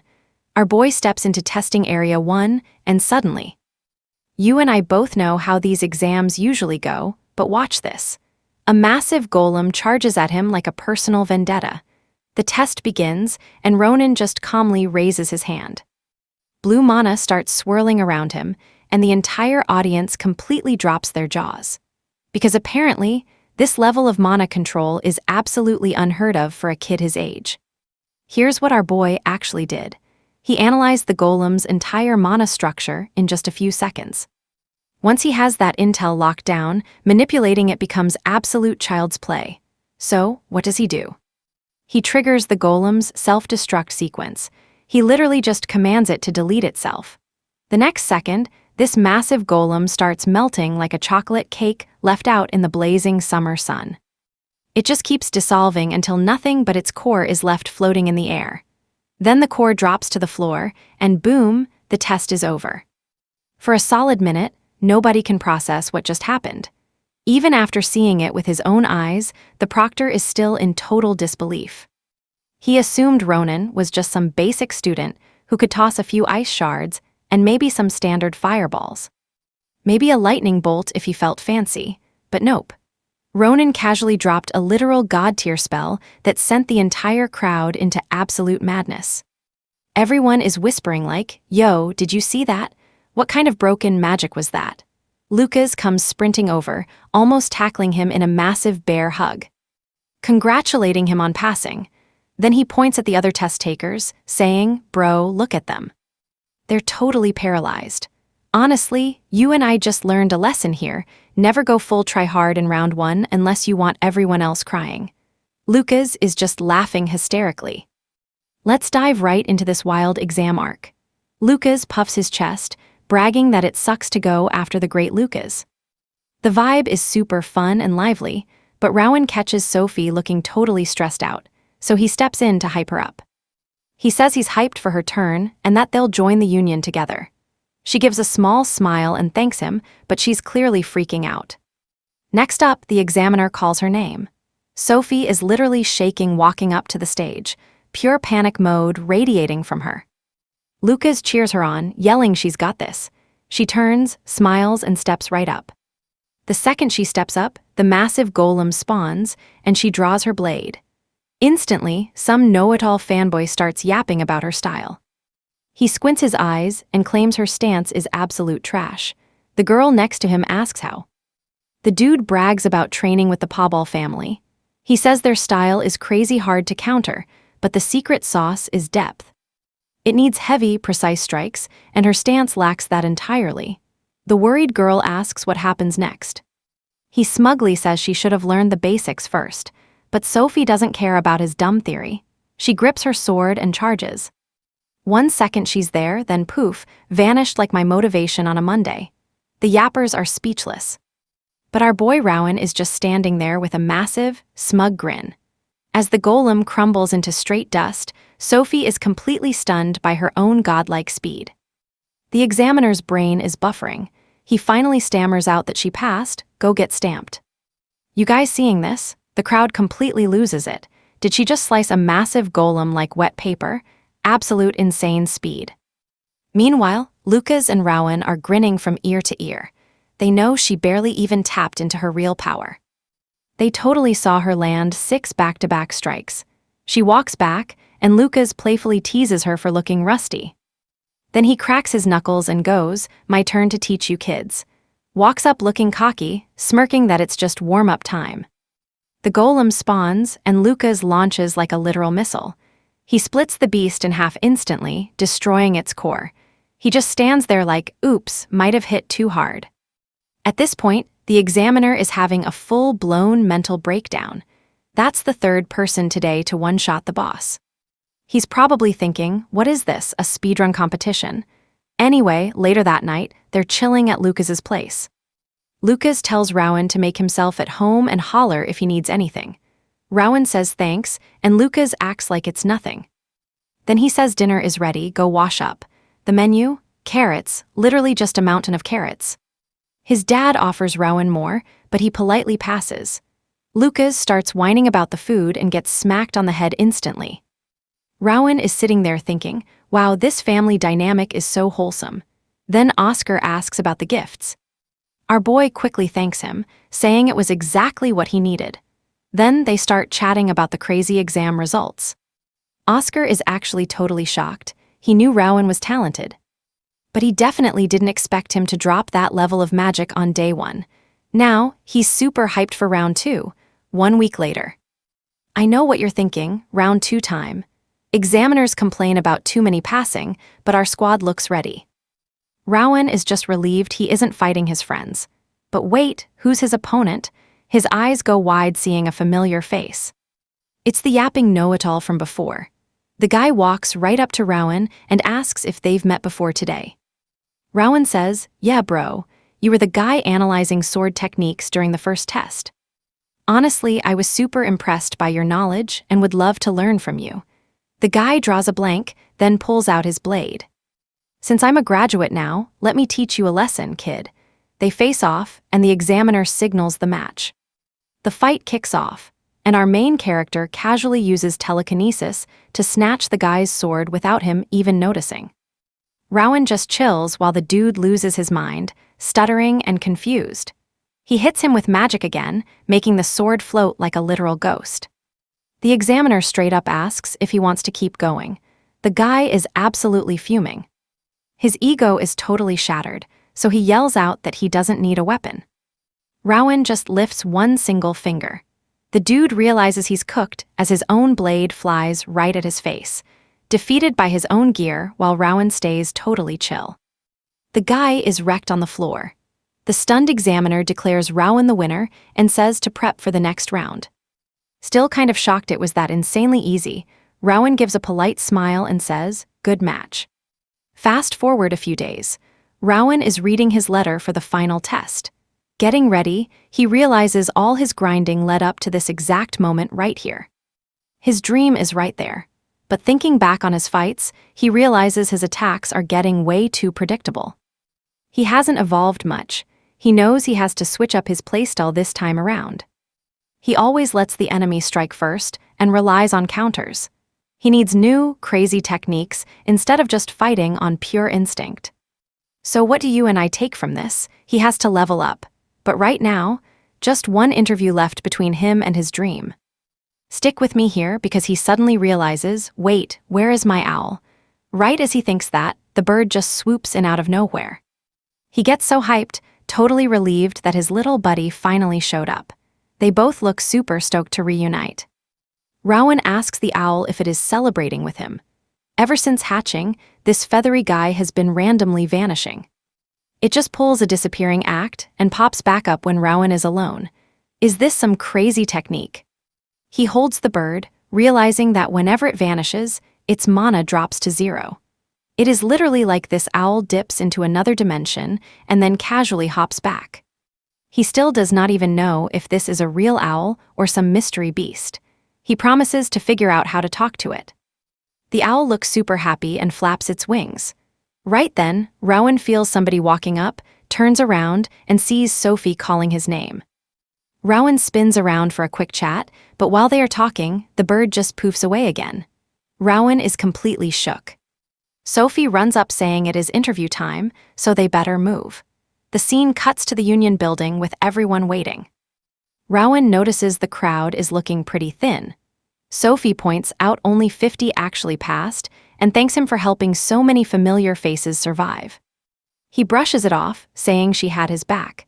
Then someone drops in and leaves everyone speechless. It is Lucas, acting completely bizarre because he is sweating bullets. He tries playing it cool, but his face screams total panic mode. Sophie hands him a tissue for the nervous sweat. Rowan jokes about him only panicking around adults. Is Vice Principal Oscar making you nervous? Then a student walks out looking totally defeated, and Rowan wonders how that ended so fast. Lucas mentions some guys just quit halfway. Rowan roasts him, saying he would know since he studied way longer. Lucas fires back with pure sarcasm. Rowan asks if the interview tests character. Lucas grabs him, asking if he thinks he lacks character. They freeze when the examiner calls Rowan next. Walking up to the door, he notices it actually responds to a person's mana. He wants to investigate that later, but walks into an empty room. Are the interviewers running late? But then a voice calls out from behind, telling him to come closer. He follows it to another door. Now pay close attention here, because when he opens it, the overwhelming mana inside is absolutely insane. A blindfolded elf woman welcomes him with this crazy, mysterious energy. Our boy is completely thrown off by this entire setup. For years, he pictured the Union leader as some hardcore battle veteran, but instead gets this chill elf pouring tea like a book club. The vibe is a total mismatch for his expectations. They are having a casual tea time, but our guy is on maximum alert. The magic radiating off her is unreal. This is the peak power level he always dreamed about. She casually asks if the tea is all right. Snapping out of his internal panic, he politely says it is warm and refreshing. Tastes fresh picked this morning, then she drops a massive bomb. It is your unique body that cannot hold mana. Before he can even process that hit, she follows up with, "You must have been lonely." Reaching this level must have been so difficult. Rowan just stands there, totally speechless, because he honestly never looked at it that way. His loved ones kept his heart full. He never felt alone, but she says he grew so strong despite that heavy isolation. You and I know exactly how this feels. People have hyped up his crazy skills and hard work before, sure. But nobody truly understood his past struggles like this. This is the first time someone actually sees the deep loneliness he went through. That pure kindness hits him so hard that tears start falling. He wipes his face, super confused, wondering why he is suddenly crying. Is it her crazy Mana messing with him? She tells him his heart remains pure. He is a kind kid. Then she points out he brought a strange little buddy along. He gets confused, then realizes she can see his owl. The bird flies over for elf mom cuddles, and everything finally clicks into place. This woman literally knows everything about his past and present. He wonders if she also knows about that crazy vision. He finally gathers the guts to ask if that vision was the real future. He is stressed about it. She pauses, then drops some absolute wisdom. The future is never fixed. Whatever he saw, there is a massive chance it will not even happen. It all depends on his willpower. It becomes what he believes. That vision was just one possibility, not a guarantee. He just has to grind hard to stop that bad ending from becoming reality. That is what humans have been doing forever. Our boy finally gets it. He knows his path and how to build his own destiny. He smiles with pure, genuine joy. Like he just unlocked the secret to life. Cut to the next day at Oscar's house, staring at a giant carrot feast. Because obviously, the man is obsessed with carrots. He went all out cooking this, so they better celebrate like absolute champions. While eating, Sophie asks about their academy placements. Oscar says it is tough to guess, but the governor probably arranged things during interviews. Only 10 people passed, including them. And trust me, you are going to want to see what these 3 union grads do next. Rowan thinks the 3 might actually end up together, but Oscar shuts it down. Yeah, highly unlikely. But then he shrugs, admitting nobody really knows what goes through that crazy guy's head, so who knows? Let's jump right in. He switches topics, warning everyone that their whole dynamic is about to shift once they step outside the house. Inside, he's their fun, goofy uncle. Outside, he is the vice director and a union member, so everything has to stay strictly professional. Lucas flat out says as long as he gets paid, he doesn't care. Sophie asks if he really hates the idea of working under his dad that much. Lucas just brushes it off. It doesn't even matter, since they've been distant as father and son from day one anyway. Rowan smiles, realizing Lucas has grown up a lot. My guy is actually keeping his personal and work life separated like a real adult. The scene cuts right to the union's administration entrance. A guard checks them and confirms their names. Robert remembers visiting this building before, but man, they never gave him this kind of VIP respect. He finally feels like his status has actually leveled up, moving forward. He wonders what the plan is. Walking in, their jaws drop. It's a massive blacksmith chamber, totally packed with intense heat and glowing metal everywhere. It's called the Book and Sword of the Union. They're here for custom weapons and end up meeting Ulrich, the grumpiest dwarf ever. Zero small talk. He just tells them to pick a weapon. Lucas grabs a longsword right away. That man definitely knows exactly what he wants. Sophie is still weighing her options, while Rowan just wanders around looking completely lost. The dwarf notices, but focuses on Lucas first. He tells Lucas to grip it tight and take a confident swing. Lucas does a test slash, and Ulrich breaks it down. Add more weight, sharpen the tip. And it'll deal way more damage. We can adjust the length for easier training too. Then he calls Sophie over. She slices the air with rapid strikes while he watches her like a hawk. He points out her sword style lacks raw, brute strength. But her balance and stability? Absolutely top tier. It is crazy obvious she has trained her lower body to perfection. Ulrich tells her that since she is in the Union now, she shouldn't limit herself. She could easily rock a shield along with that sword. She says she'll think about it, but honestly, doesn't matter. My guy already made up his mind. He is crafting both a sword and shield for her. Now watch closely. He finally calls Rowan, and seeing this kid looking clueless, he straight up asks if he is a mage. For a second, Ulrich gets a little annoyed and thinks, bro, a mage and a blacksmith, not exactly a dream team, but whatever. He keeps it totally professional though, telling Rowan he'll do his absolute best to craft him something decent. Rowan cuts him off. I have a weird request. He explains he is not into regular swords. He prefers controlling floating fragments instead. For a second, Ulrich is just like, wait, what? To prove he isn't just talking crazy. Rowan summons this glowing blue shard that just casually floats beside him. Then he drops the question, can the blacksmith fix his broken fragments? The dwarf just reaches out, basically saying, let us see what we're dealing with. But the exact second he actually inspects the piece, the man's entire expression flips upside down. He recognizes it instantly. This is definitely not just some random piece of broken junk.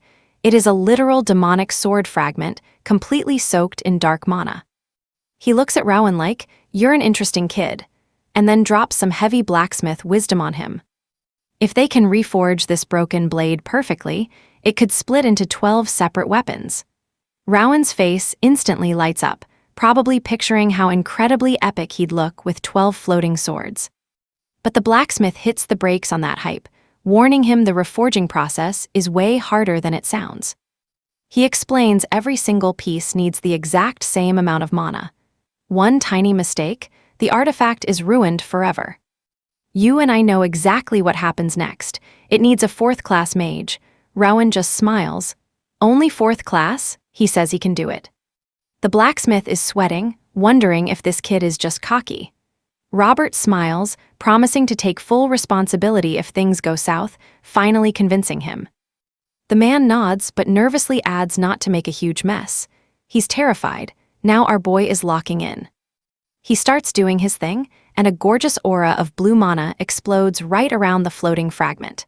His fingers dance with insane precision, weaving raw magic into the ancient metal.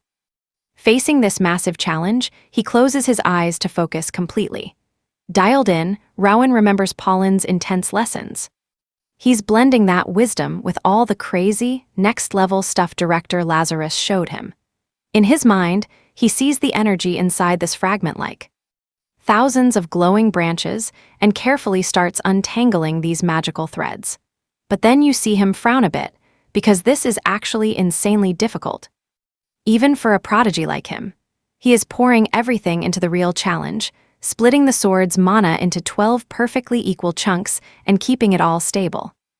With one final push, Rowan basically says, screw it, and he goes all out, creating a massive whirlpool of energy that just blasts outward.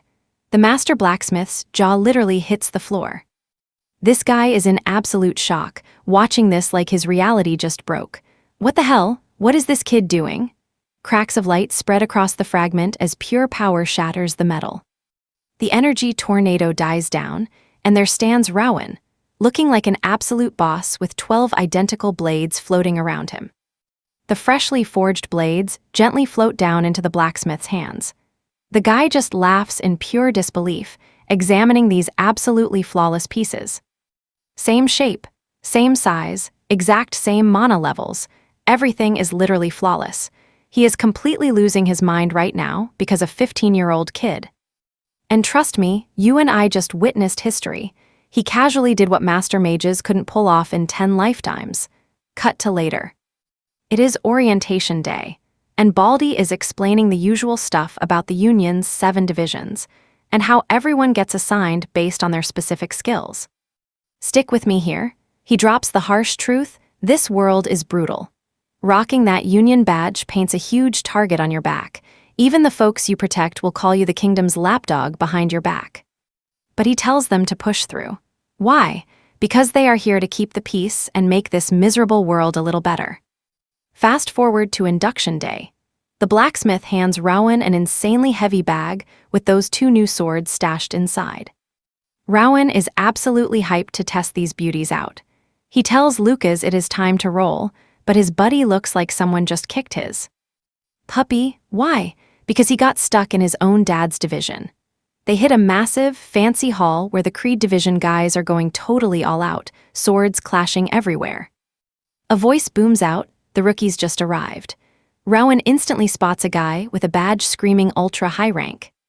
That is Edgerin, the division boss and an absolute expert-tier swordsman. After a quick intro, Edgerin casually mentions he is bored out of his mind and wants to see Rowan in action. Our boy and Lucas are just standing there like, wait, what? Is this normal for orientation? Nope. Edgerin could not care less. He points off to the side and tells Rowan that Oscar is going to be his opponent. And Oscar is totally down for it. He is dying to see how much Rowan's telekinetic sword skills leveled up over the last 5 years. Rowan is just as hyped to test his own strength after 5 long years of grinding, so he accepts. That fearless attitude instantly earns Oscar's respect. But it also means Oscar is not holding back either. He warns the kid to go all out, pulling out an absolutely massive claymore. Rowan just calmly replies that magic is his main thing. Suddenly, boom, 12 fresh mana-infused swords pop out of nowhere, floating around him in a perfect circle. Oscar spots the extra blades. Wait, didn't you have way fewer of those before? Rowan explains they were basically a welcome gift. Oscar immediately spots the top-tier craftsmanship, asking what he named them. Rowan says they are called Sevilla. Oscar wonders to himself, are these tiny blades really gonna live up to a fancy name like that? Rowan admits he is curious too. This is basically their first real test run. Watch closely now. Rowan shocks everyone with a wild request. He wants the very first move. Edgerin is watching from the sidelines, totally impressed by the sheer disrespect. Oscar realizes this is not just some cocky rookie showing off. The kid actually has a real plan. So they take their spots across the hall. Rowan floating his blades, Oscar gripping his massive sword. Then Oscar explodes with an insane crimson aura. He straight up warns Rowan, do not dare disrespect my family style with some cheap knockoff. Rowan flashes back to 5 years of sparring with Lucas. Thanks to all that grinding, he knows the pass-off family greatsword style inside and out. But he knows Oscar is on a completely different power tier than his buddy. And with that, the epic battle kicks off. Rowan goes totally all out from second one, throwing all 12 fragments. But Oscar effortlessly swats them away. He gives Rowan some quick feedback. The technique is rough. He says it has potential, but even so, it is nowhere near enough to take him down. And right as he says that, he charges straight at our boy. Rowan has zero clue how to stop him, so he quickly cooks up a plan. He knows he cannot block that huge blade. So instead, he focuses on slowing down its speed. You and I definitely did not see this coming. Oscar is about to swing again, but suddenly, he gets completely frozen in place. Lucas and Edgerin are watching from the sidelines. Lucas points out that some crazy invisible force just completely locked his dad down. Rowan stands back up while Oscar struggles against his invisible chains. Turns out, he manipulated the weight and friction with pure mana to trap him. Oscar looks super impressed, but warns him that cheap parlor tricks will not be enough. The mana threads start cracking, and with a massive roar, Oscar shatters the bindings like nothing. His greatsword slams down hard, but Rowan actually blocks it with all 12 blades. Rowan pushes back, feeling the insane power, but Oscar stops holding back and unleashes a flurry of furious strikes, driving Rowan back across the floor with every single hit. Our boy knows his mana is still way too weak to hold Oscar off for very long. But for right now, it is not completely hopeless since he can still control his weapon. The real problem, though, he has absolutely nowhere to back up. He is losing ground fast. So he decides to just go completely on the offensive. He whips out a massive fireball and blasts it straight at Oscar. The whole thing happens so ridiculously fast that Oscar barely manages to block, and in the end, his mustache takes the direct hit. The dude literally lost half his mustache in that blast. And you already know his commander and squad mates were not going to let that slide without roasting him. They start trolling him hard, but you and I know they absolutely respect those wild skills.